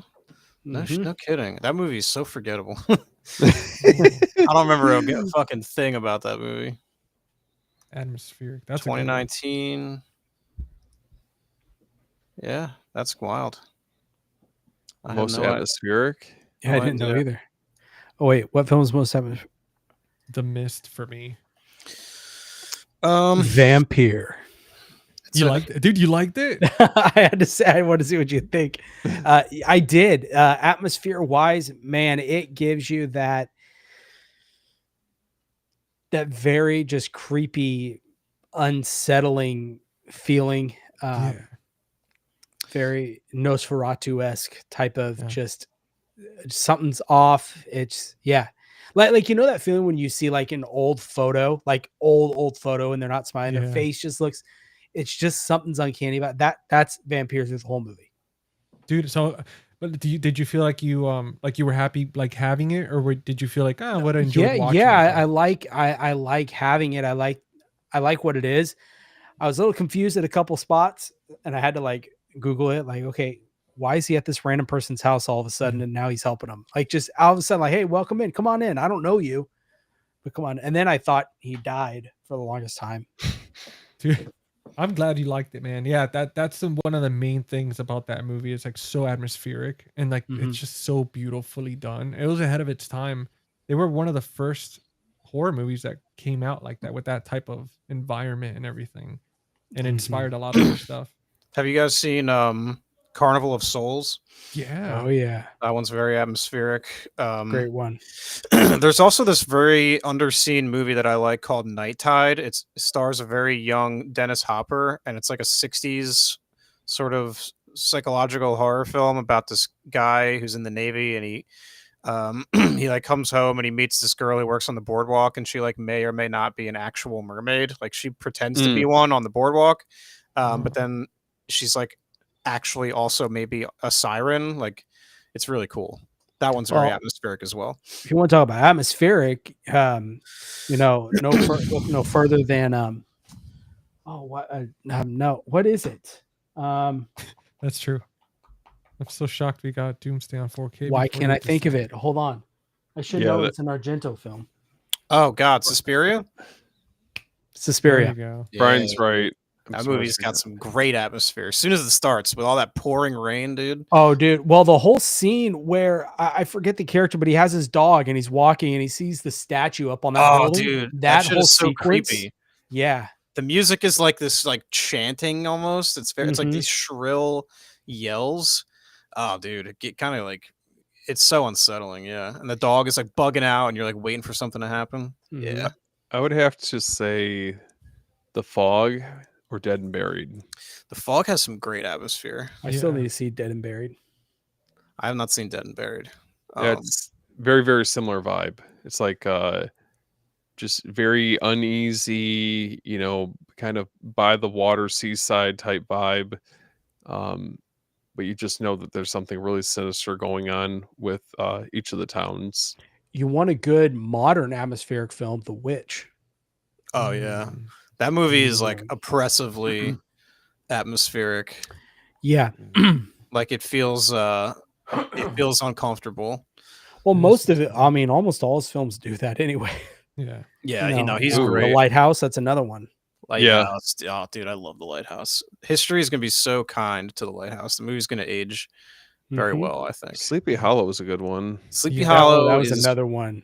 Fantastic, dude. Yeah, that's a great movie. That's Burton's best film, in my opinion. I've always maintained that. I love Sleepy Hollow. Damn, I want to watch it again. Like, and if you watch, that is a lot of well-known actors in it. Dude, there's so many great British like Hammer horror like alums in that movie. It's awesome. Having gone back to it now, after I've kind of cut my teeth a little more on all those movies, like the Hammer stuff, I mean I recognize it like a lot more people. Yeah. You know which one's a really good one too, and it's very modern. It's I think it's called like Last Breath. It's with Woody Harrison. It just came out not too long ago. Oh yeah, that was a good movie. Dude, based on true story, like that shit was, I read about it a long time ago, and when I read the story, dude, I was just like literally like holding my breath because it's like, dude, that shit's like, that's scary. That would fit almost kind of with this, like if Last Breath was also a horror movie, where like they're like at the bottom of the ocean or whatever, and then like I don't know, some weird Lovecraftian shit happens. Yeah, that would kind of be like the equivalent of The Descent, but like underwater. Last Breath. That's the one where they're in the ocean and then they have to leave the guy down there. Yeah. Right. Okay. I haven't seen it. I wanted to see it. Dude, I watched it on like Peacock or something because I love movies like that are set underwater. I love the ocean, like under like that shit scares me, but like I find it so fascinating. So I checked it out, and it was actually like a way better than I thought it would be. Last Breath. A great atmosphere movie that I haven't heard yet is The Changeling. If you guys have seen that. Oh yeah, I need to rewatch The Changeling. It's been a minute. That's an amazing movie. I like to watch that one in the winter time because it seems. I think that's the first time I watched it, and it's even set in November because I remember there's like a title card in the beginning. It's like snowing out in the. Yeah, so I associate that movie with the fall. I know we were talking about The Thing earlier, but that's another one that like peak winter, just like when we're getting like downfall of snow, that's like, or like if it's really, really cold out, that just fits that vibe like to a T. Yeah. There's a lot of great atmospheric horror movies. Atmosphere is one of the most important things, I think, in a horror movie. So I think horror films are probably the most atmospheric, like pound for pound, out of any genre. Oh, yeah. Of course, yeah. Especially like those forest type movies, like those horrors where you're like horror movies when you're in forest, like The Ritual, which deserves physical media, like a physical. I just rewatched that not long ago. Dude, it holds up pretty well. And it's a good movie. Would you guys consider In a Violent Nature to be like more atmospheric? I feel like that's like one of the more recent ones I could think of where it's like the forest is almost a character. It's a different take on the atmospheric way of it. I love that movie. Yeah, same. I need to do a video on that one, like breaking it down. I love that movie so much. That 4K looks nice, I will say. I have that first run Blu-ray that they did. Okay. I have that collector's Blu-ray. Yeah, I might need to get a 4K just because I love the movie that much. Like I feel like you could easily make a good horror movie just by the environment alone. Like you could keep it so simple where you don't need like creatures or anything like that. Just keep it creepy. Somebody lost in the woods or something, some time warp situation. Well, those you give, especially for me, a good haunted house film. Mhm. I think all day. Like what was it? The Uninvited. Mhm. Dude, that's like the one from like the 50s, right? Yeah. Yeah, I like that one. That's movie scary. I like that movie, dude. Those movies are cool, man, because like movies that old are usually tough for me because it's mostly a lot of talking, and like I'm okay with that, but so like sometimes I just need a little more to get invested in, and that movie has that because like there's something so charming about those old 50s movies, the way they try to execute like scares and stuff, like and the way they show ghosts and everything. Like I don't know, there's just something so like charming about it, and I love there's something creepy about it too because it's so old. Like there's just something, I don't know, it's hard to explain, but there's something creepy about the fact that it's almost putting a film in black and white. Yeah. It has it gives it atmosphere in of itself. I mean, I would also throw into the mix like the first Friday the 13th. Like I know that the other films, like the sequels that followed, definitely had their fair share of atmosphere, but that first one, there's just something about it, that camp aesthetic, that just feels like it could have been just as easily one of us that would have been attending this camp, and you get a feel for like the isolation of them being out there, and I don't know. I think that's one thing that first movie does really, really well. Yeah, the scene when like with Kevin Bacon right before it's about to rain. Yep. And he's like commenting on that. It feels so cozy. Yeah. Because they're like, man, I wish I was at that camp and I could just like go in a cabin right now and just like watch the rain outside. Hear the thunder rolling in. Yeah, dude, that sounds like the fucking best, man. I love that part of that movie. It's such a innocuous part, but I always love that part. Dude, speaking of rain, we can't even pass over Seven or The Bone Collector. Like movies like that where it's just constantly raining all the time, that environment, and then it's like just him going around, just they're always soaked and always having to deal with like some type of murder. Like those are pretty good too. Like those type of very gritty feel to them. Yeah, almost that noir type of vibe. That's what's good about these old horror movies, man, because you put them black and white a lot of like the other movies, but in the end of the day, it's just I think that the more resolution we have, like it's good for colorful movies and stuff like that. But it's like you watch the Nightmare on Elm Street movies on DVD, and that ruggedness, it's what makes it, like that raw ruggedness is what makes these type of movies. Like I feel like The Descent, to be honest, like I know if they do it a 4K, it's gonna look more cleaned up and a lot of the dark's gonna look better and everything. But it's just one of those movies that ruggedness kind of like helps it, because there's so much CGI in this film, like again with the bats, that on Blu-ray it looks so cheesy that imagine it on 4K. Like, well, that's everyone's issue, and same with mine of 28 Days Later getting a 4K. Yeah, exactly. It's one of those that just belongs there. I care less about 28 Days Later having a 4K so much as just being available and not out of print.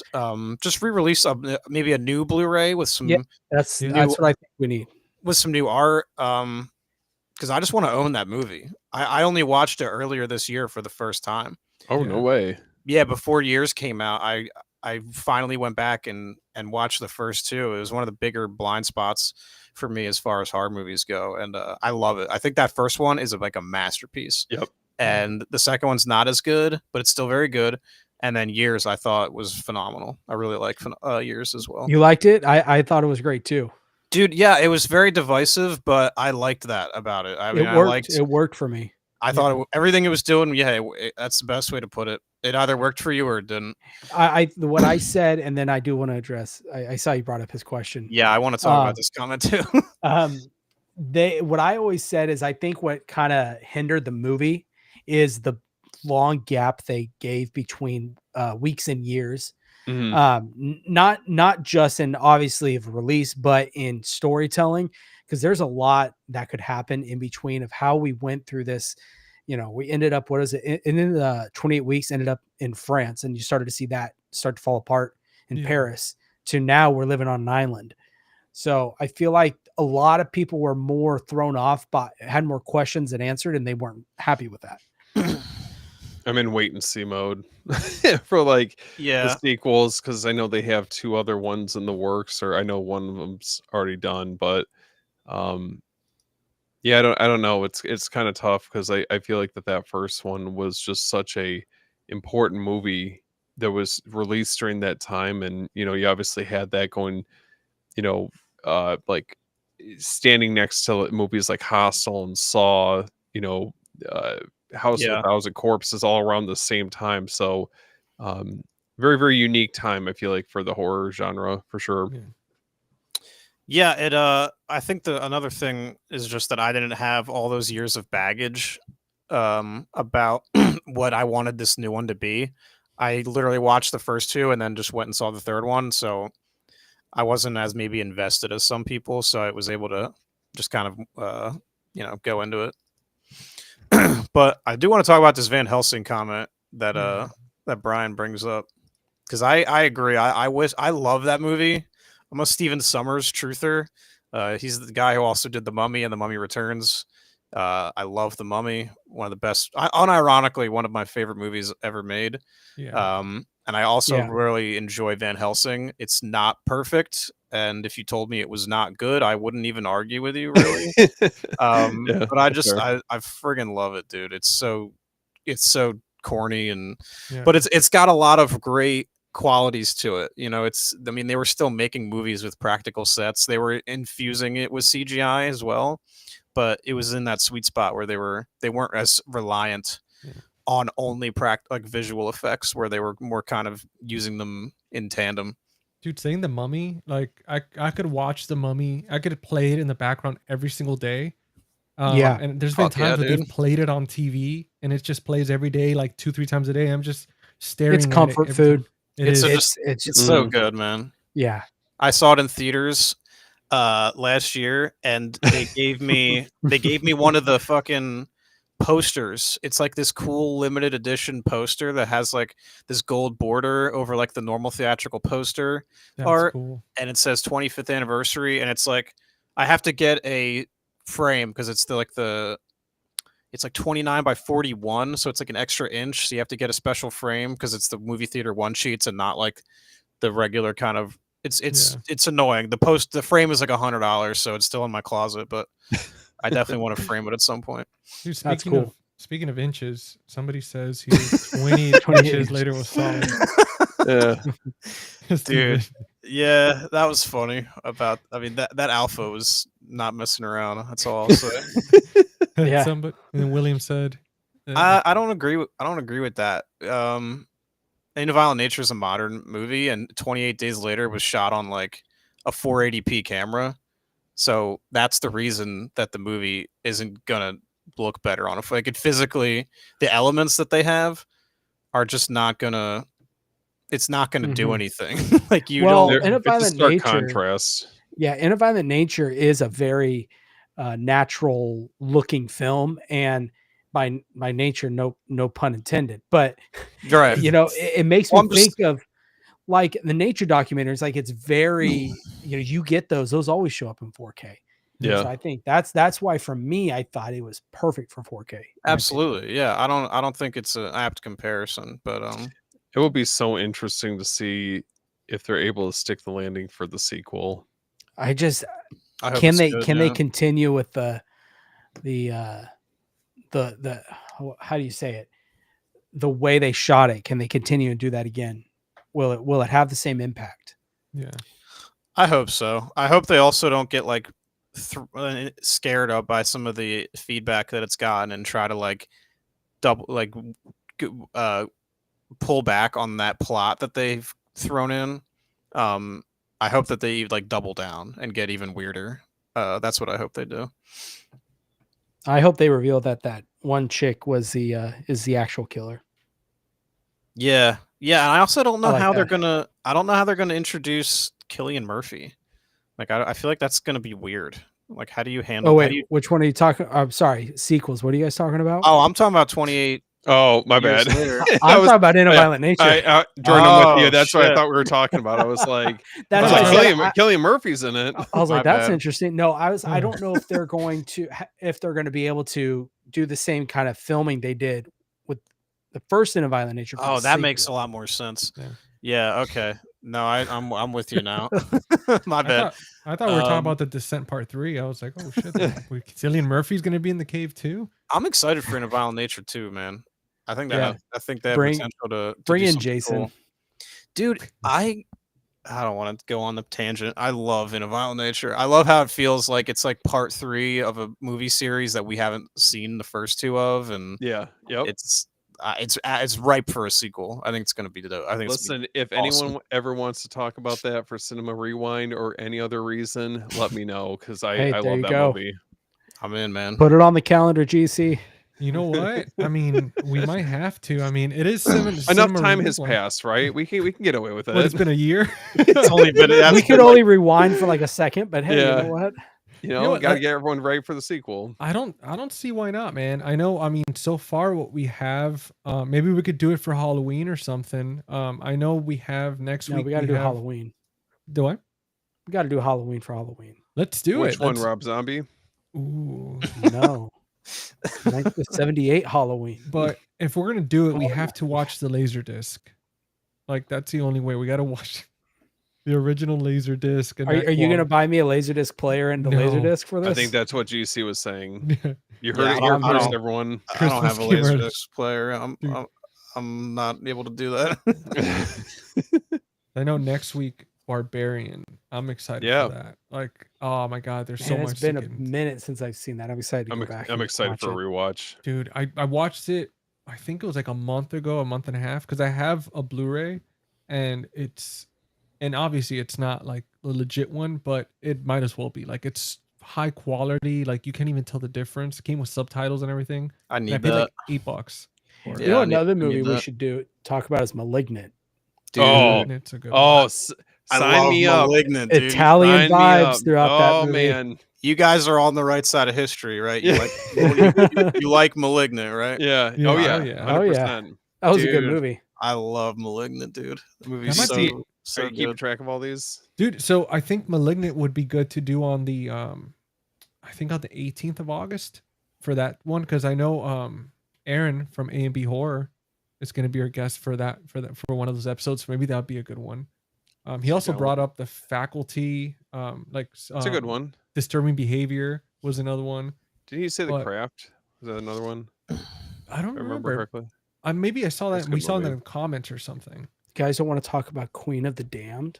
Ooh, never seen that. I haven't either. You've never seen it? No. Never seen it, man.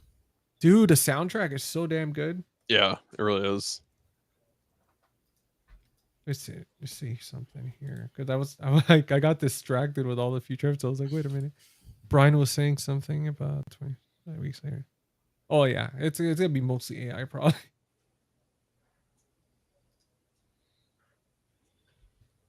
This is where the topic of yeah, that's what we were talking about earlier too. Some movies just belong in certain formats. Like I like a lot of comedies, like Adam Sandler comedies, for example.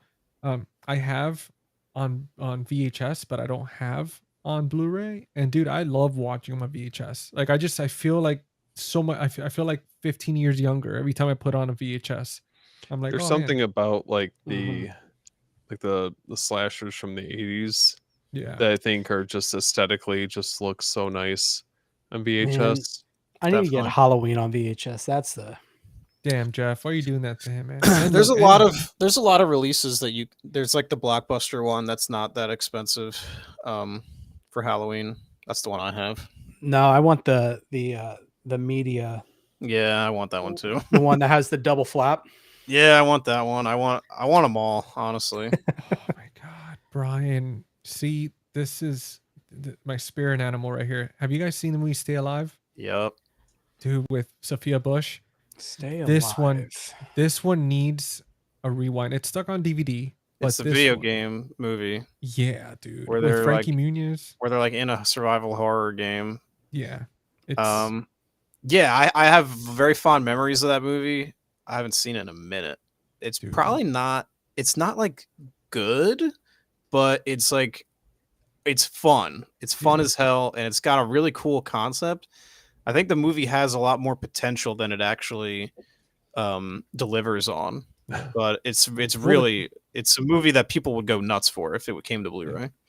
Dude, the concept of it too. It's I think not to, cause I don't want to spoil it for anybody that hasn't seen it, but the concept of the evil person in the movie, it's based on a certain history of a certain person that really did those things, which makes it so much better. Anytime you have one of these movies and it's like based on actual history, they tie that in pretty well. Yeah, and like the video game segments they have that sort of PS2 era quality. Yeah.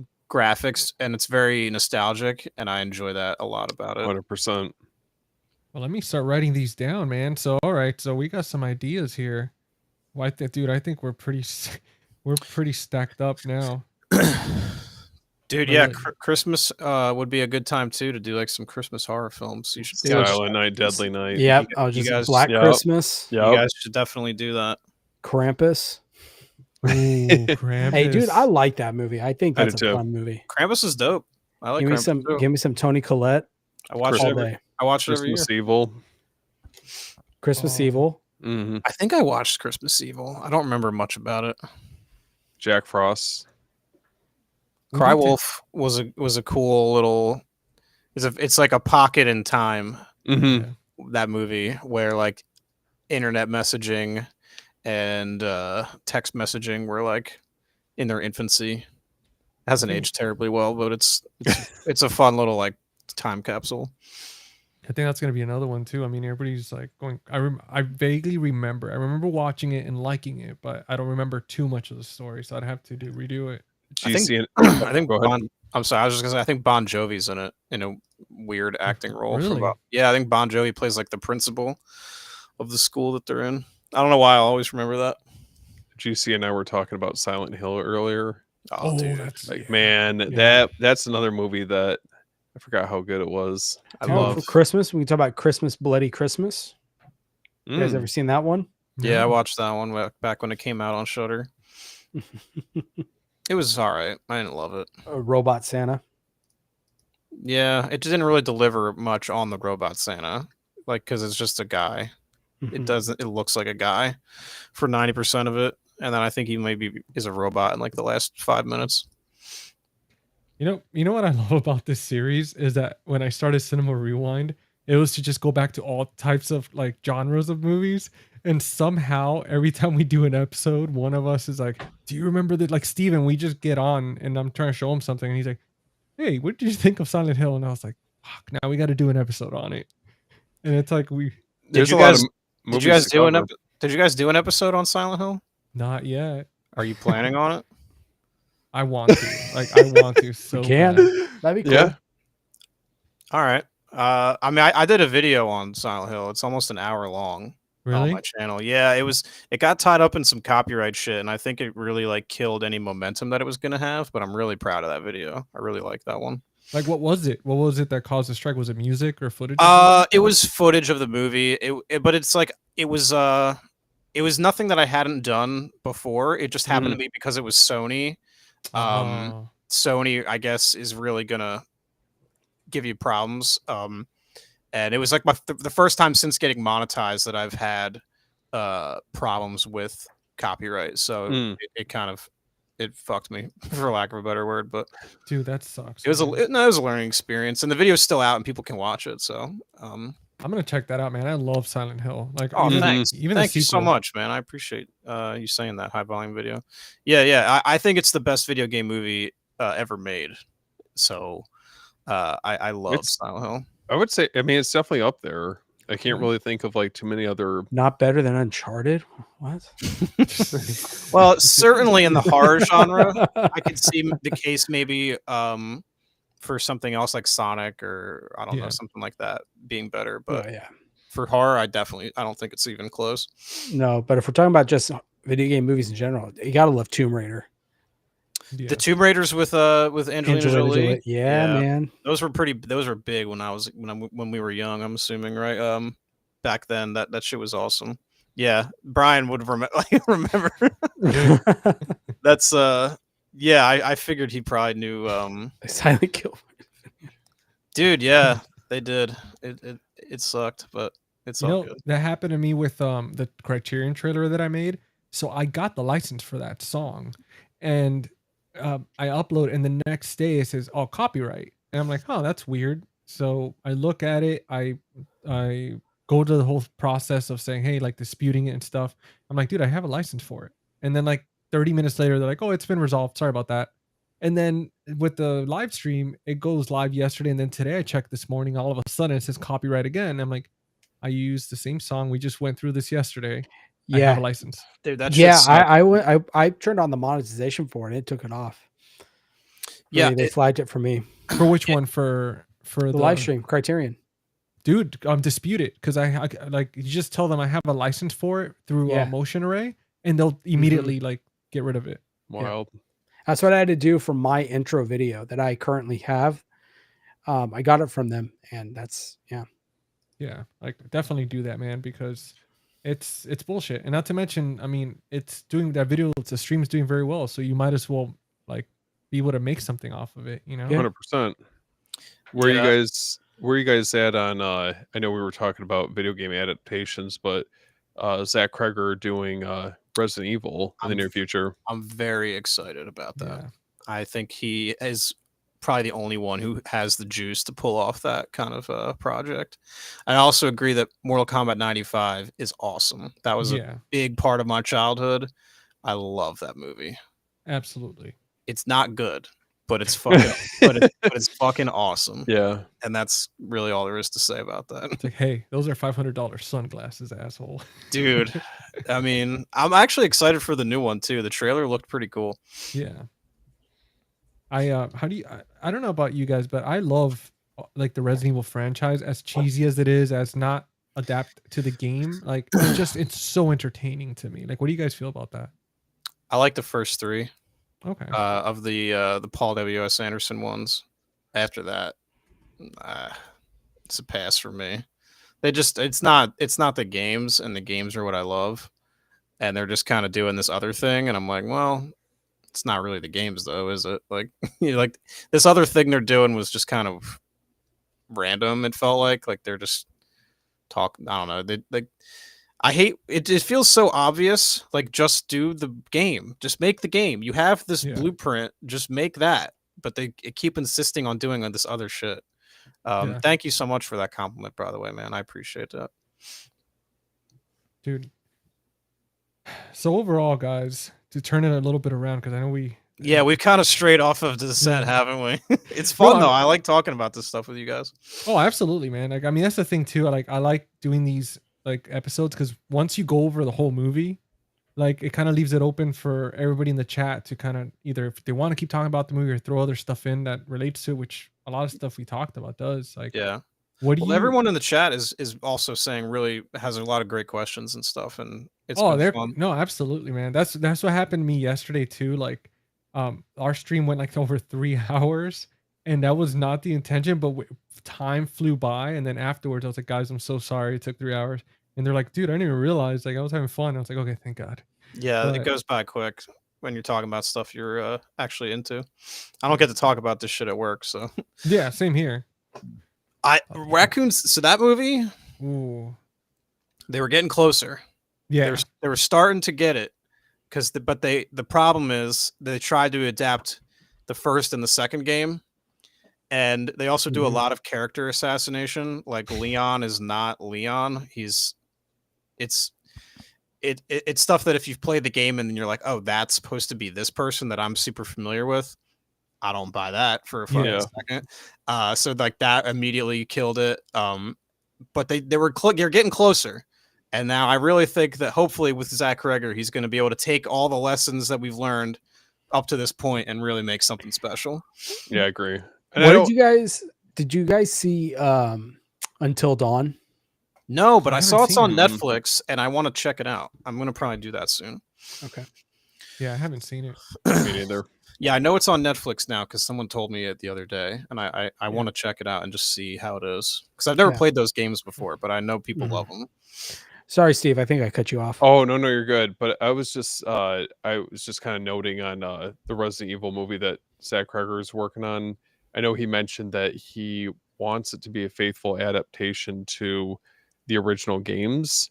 Yeah. But he kind of wants to put his own spin on it, which I think it makes sense. I mean, I don't know if I would really want the first game just basically adapted to screen. I don't know. Yeah, I mean, I say that, and I but I also do want to be surprised at the same time. Mm-hmm. So it is hard. It's a bit of a push and pull. But I think once I see Weapons next week, and I have 2 Zach Cregger films to look at, and not just Barbarian, For sure. I'll be able to be like, okay, I really feel a lot better about his Resident Evil now. But I mean, as it sits, I'm already very excited. So Weapons just looks very ambitious. I haven't seen any trailers for Weapons. I'm going in totally blind. For Resident Evil, I'm interested to see. I would love to see them tackle the newer Resident Evils, like 7 Biohazard. Oh yeah, I think that would make a great film to screen adaptation. Definitely. There's so much cool. Just like, I mean, 7 has like that cool like Texas Chainsaw vibe to it. This sort of like that's Louisiana swamp or wherever they're at. So good. That could be really cool. Where are you guys at? Not to get off the rails with this, but like, where are you guys at on Resident Evil 5? Because I feel like that game kind of got like, I don't know, kind of a bad rap. It's fine. It's pushing more in that action direction that 4 started. 4 is probably my favorite, but it's starting to go away from the horror. It is still scary, but it's more action. And then 5 takes that and doubles down, and then 6 takes that and like quadruples down, and 6 is 7 really just like, hey, we're gonna make pizza as a video. Full video game. 7 was like, all right, we gotta reset because people are not feeling this anymore. And then they were like, all right, let's make which they knocked out of the park with. Yes, 7. big time. 7 was incredible. I really like 7 as well. 5 is okay though. It's fine. It's not the best though. Did you guys like 8? 8 was cool. Yeah. 8 was doing a lot, trying to remind me of 4. Obviously the village section. You've got the merchant. You're bringing back a merchant for the first time. The inventory management is like trying to be like 4, so it's trying to be very evocative of 4.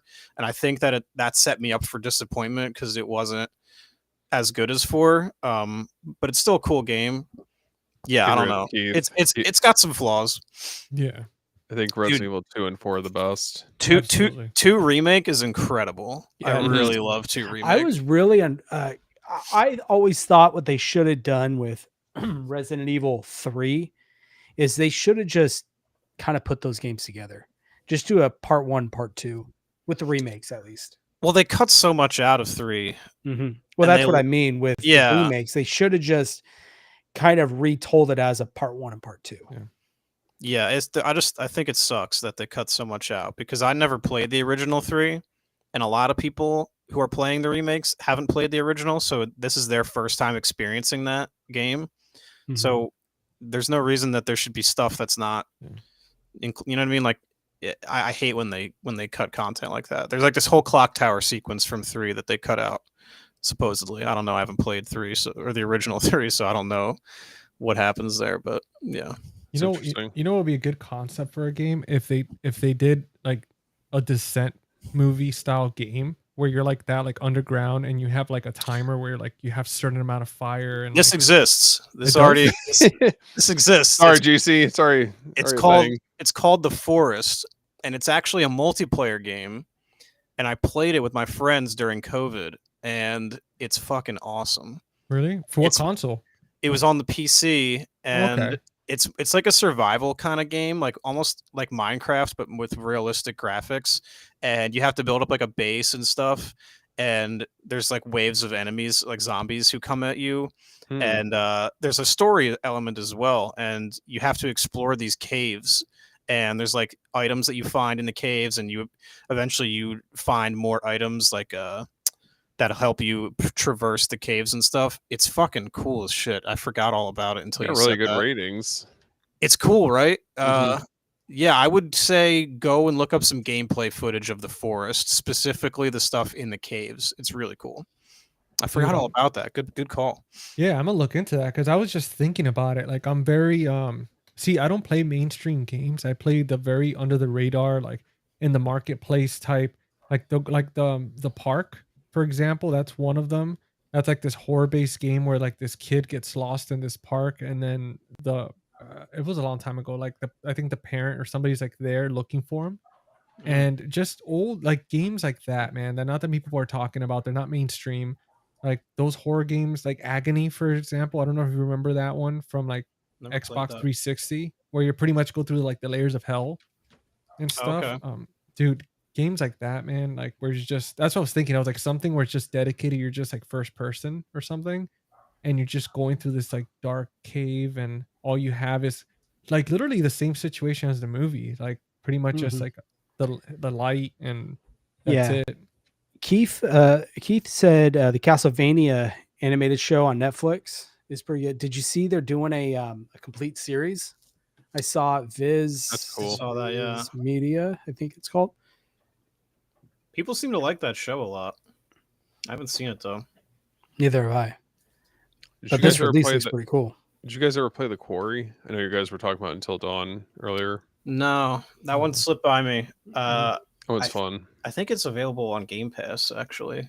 So I have such a backlog of games to play. It's ridiculous. And we have Silent Hill F coming out this September. Yep. And then in February, Resident Evil 9 comes out. So I'm gonna have. Hell! Yeah, I'm excited as hell. I didn't realize it was that soon. Yeah. And then the Hellraiser game. Yeah. And then Hollow Knight Silk Song is another game that I'm very excited for. I don't know if you guys ever played Hollow Knight. That's not a horror game, but it's very cool. Yeah, that's a fun one. Yeah, so I have a lot of games on my plate, and I have more coming out, so I need to get caught up. Well, cool. Well, we're going to be back at it again next week with Barbarian. I'm definitely going to tune in and watch that. I need to rewatch Barbarian, though. Yeah, I need to rewatch Barbarian because it's been a minute. Dude, that's gonna be a lot of fun, man. Actually, I have I wanted to have Lee from Cinema Whiplash, which is funny, Cinema Rewind, come on, because he loves that movie, and he has a ton of like kind of like special features type info, because obviously the only way to get it is through digital, and through digital they have like special features for the movie. I haven't unfortunately been able to find, but I'm gonna try to keep looking online, see if I get anything. But I think it's gonna be really great to like get into that and stuff. For sure. Yeah, I like that you guys are doing that before Weapons comes out too. That's what I've been trying to do, man. With every release of movies that we're excited about, like try to do a Cinema Rewind episode of a movie that correlates with it, but also it's like we're just excited to talk about. I mean, and it's so far it's been going great. Everybody's been enjoying it, and I mean, kind of trying to keep like a pulse on the whole market and what's going on with the releases and all that stuff. I mean, now Halloween coming out, and not like the actual Halloween, but like Halloween in a few months. Like, man, it's really going to be fun. Spirit Halloween season. Oh yeah, that shit'll be open up anytime now. I can't wait for that. That's going to be fun. I'm ready for summer to be over, man. Dude, it sucks, man. There's good stuff about it, you know. Like we did I got to talk about the Jaws sequels with Steven here and a couple other guys. So, you know, there's good stuff about it, but yeah, nothing beats fall and winter for me. I'd rather be in a cave, honestly. Like in what? Dude, I'd rather be in the cave. Like, you know, even with the creatures, I'd rather just go into one of those caves and hang out all day than to have to be out there in like 104-degree weather with the humidity. I work in a kitchen in the restaurant, and it gets pretty hot. So I'm ready for that to not be a thing anymore. Do you see what you're saying is the next Cinema Rewind episode could be filmed from a cave? Dude, on your end? You just see the background. I'm just throwing it out there. Dude, you know what? Brian just said 13 Ghosts. That would be a good one. Because the show's coming out. They're already working on that. So maybe we could do that before the premiere. Oh, they're doing a show? I didn't know that. Yeah, they're based on the characters from like each of the 13 Ghosts. You think each episode's going to be based on that. I thought they talked about that for a while as like a thing that fans wanted, but I didn't know it was actually happening. That's cool. Yeah, another good one. Have you guys seen Room 1408? Yeah, I like that dude, one. yeah. It's another good one. John Cusack, right? Yeah, Yep. That's That's a good movie. one. Stephen King. I would love to do a Stephen King episode of a movie because especially with the Long Walk, it's gonna be coming out. I'm so excited for that. Yeah. Yeah, I'm excited for The Long Walk too. Just it'll be September too, so it's like right before October, and yeah, just good vibes, man. You could literally go out for a walk and not be burned alive. Yeah, exactly. I don't know where you guys live, but it's been hot in Jersey. Dude. Oh, I'm in South Carolina. Oh yeah, so you know all about that. Yeah, dude. Yeah, Michigan's like been brutal outside. Yeah, I mean I could have it way worse though, so I'm gonna try not to complain. But yeah, like people who live in like my buddy Davey Deathray, I think he lives in like Arizona or something. Ooh. One of those places where it's like 100 degrees every day, if not more. So yeah, I try not to complain too much. Steven's hilarious. He's like, dog shit on concrete. Yeah, I believe it. Yeah. Well, guys, I think we covered. I know Jordan, like, I already saw him yawning. I was like, we're losing him. I think we hit the 2-hour mark. But I think we covered everything on The Descent for the most part. Yeah, everything I wanted to talk about. I think we covered everything. Dude, such an amazing movie. Can't wait for hopefully the 4K comes out good, man. There's, they do justice. Hopefully they have a ton more extra features or like some anniversary type thing where they kind of bring the cast or the director back or something. Give us packaging like Frailty for The Descent. Oh, That'd please.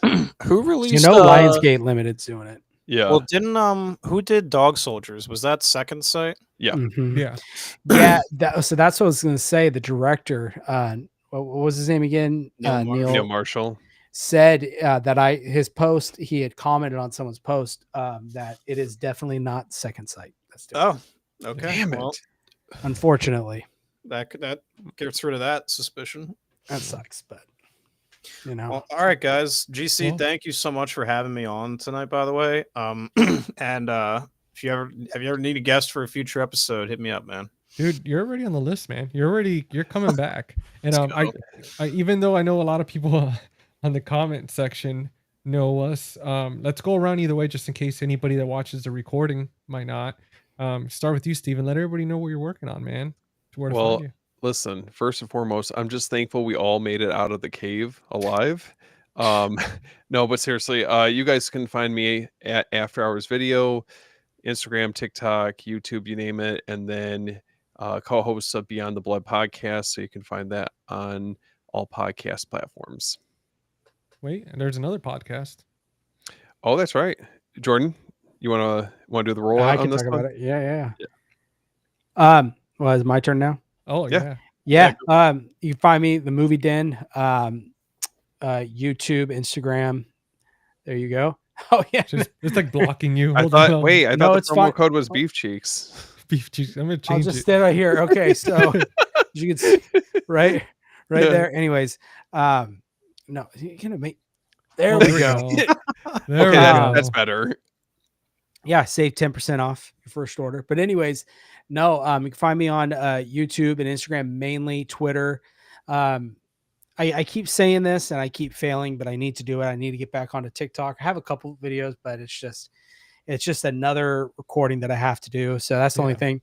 Podcast that GC kind of mentioned and Steve failed to mention is oh, thanks. Listen, man, I was trying to let you put the shine on this. I'm just kidding. If you guys saw, we started 2 months ago called Fear by Year, where we're going each year. We are talking about certain horror movies within that year. Started with 70 through 77, 79 or 78, and coming up here pretty soon, just got to get on the schedule, will be 79.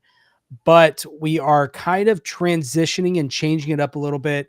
Originally it was live. It's turning into a podcast, but it's also going to be a recorded, an actual video on YouTube. So we're still ironing that stuff out. But all that to say, the first episode is on Spotify and Apple Podcasts. Fear by Year. First episode is up, and that is hosted by me, Steven, and Chris, Bearded Film Guy.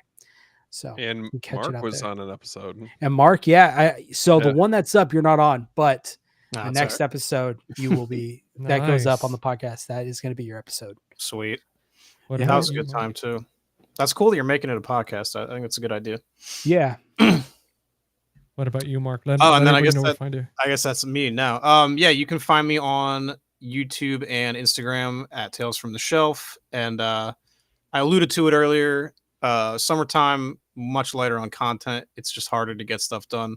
But come fall and winter, you can expect to see a lot more stuff. I like to do my video essays where I really do deep dives on movies, but I also like to have my physical media topics as well that I like to chime in on stuff and kind of just talk about how I like to collect stuff. So Mark likes to keep you in check as a collector. I like to. I think it's a side of the conversation that's not talked about a lot. Is just like the getting rid of movies and like not bringing them in. Like, that's just kind of how I have started looking at trimming stuff, the fat on the collection. Yeah, curate. Yeah. There we go. Curate. I've saved like so much money, and it's like, but there's every day. It's like there's new shit, and I'm like, I want that, and it's like I want the Spawn from Arrow that looks so cool. It's hard, but it's like you gotta just I don't know. I like to just pick and choose now, and that kind of stuff. You can't have everything. I talked about that yesterday on the Criterion. That was one of my questions to the panel. I was like, do you consider yourself a curator or a collector? And it was awesome. Like everybody's different responses and stuff and the reasoning why. Yeah. I think my biggest, I'm just trying to watch the stuff before I buy the movie now. Yeah. It's not nearly as fun, but I've found that I have watched stuff where I'm like, oh, that's cool. I'm glad I watched that. I don't need to spend $40 on it though. For sure. Well, so that's where I'm at now. I think especially with like some of the more premium sets, it's just making sure that it's something that you would actually revisit. It's a lot of money to throw down. For sure. Yep. But anyway, that's where you can find me on YouTube and Instagram. And guys, I put in the corner there next to Steven, Mark's IG. So you can go ahead and scan that if you want with your phone, if you're watching this on the TV or something. And same thing, you have, let me see, you got Jordan on here as well. So we'll give that a second. Thank you. Get his IG. Thank you. And then Steven. As for myself, if you're watching this on my channel, you already know who I am. GC, the host of this channel. I'm trying to do a lot of these Cinema Rewind episodes with these guys every week. Obviously, unless, we have other stuff going on or something happens, maybe we'll do a week after. And just, try to keep it fun. I have a podcast myself on Spotify and Apple Podcasts called Friday Night Fright Night. That one right now I'm doing maybe like 1 episode a month. I might ramp it up to 2. And it's just, for that one's just horror stuff, which, Mark, I would love to have you in an episode. Maybe collab and come up with an idea for a movie. I'm down, dude. Yeah, super down. Yeah, because that would be a lot of fun. I did one with Keith recently, which we did As Above, So Below. And I feel like there's been some crazy theme with the last few episodes of stuff I've done where everything's like underground and all the banners are like red. And it's just, I was like, what the hell is happening? Yeah. But it's okay. It works. Yeah, man. But yeah, you guys can find me there, and my YouTube and Instagram, mostly where I'm active, which is at Face the Movies. I have a Twitter / X, which I rarely use. I think the only people that follow me, I have like 4 or 5 followers, which is probably Jordan and Frank and Steven. Yep. I suck at Twitter. I don't know how to fucking get anything going over there. Yeah, Twitter, TikTok, I don't really do. I'm trying to get better with Letterboxd, which is, I think it's at Face the Movies as well. That's what I'm working on too. Yep. Just trying to keep it simple, man. Those 3: Letterboxd, YouTube, and good stuff. Guys, thank you for watching this episode. We appreciate you guys tuning in. We'll see you next week, Tuesday at 9 p.m. Eastern time, to talk about Barbarian and kind of gear up for weapons. Hopefully the reviews are correct for weapons. We would not be disappointed. And if we are, at least we have Barbarian. So with that being said, you guys have a good night. And we'll see you guys on the next one. Good night, everyone. See ya. See you guys. Bring the wrong one. Nope, wrong one. Hold on, guys. We can't leave yet. There we go.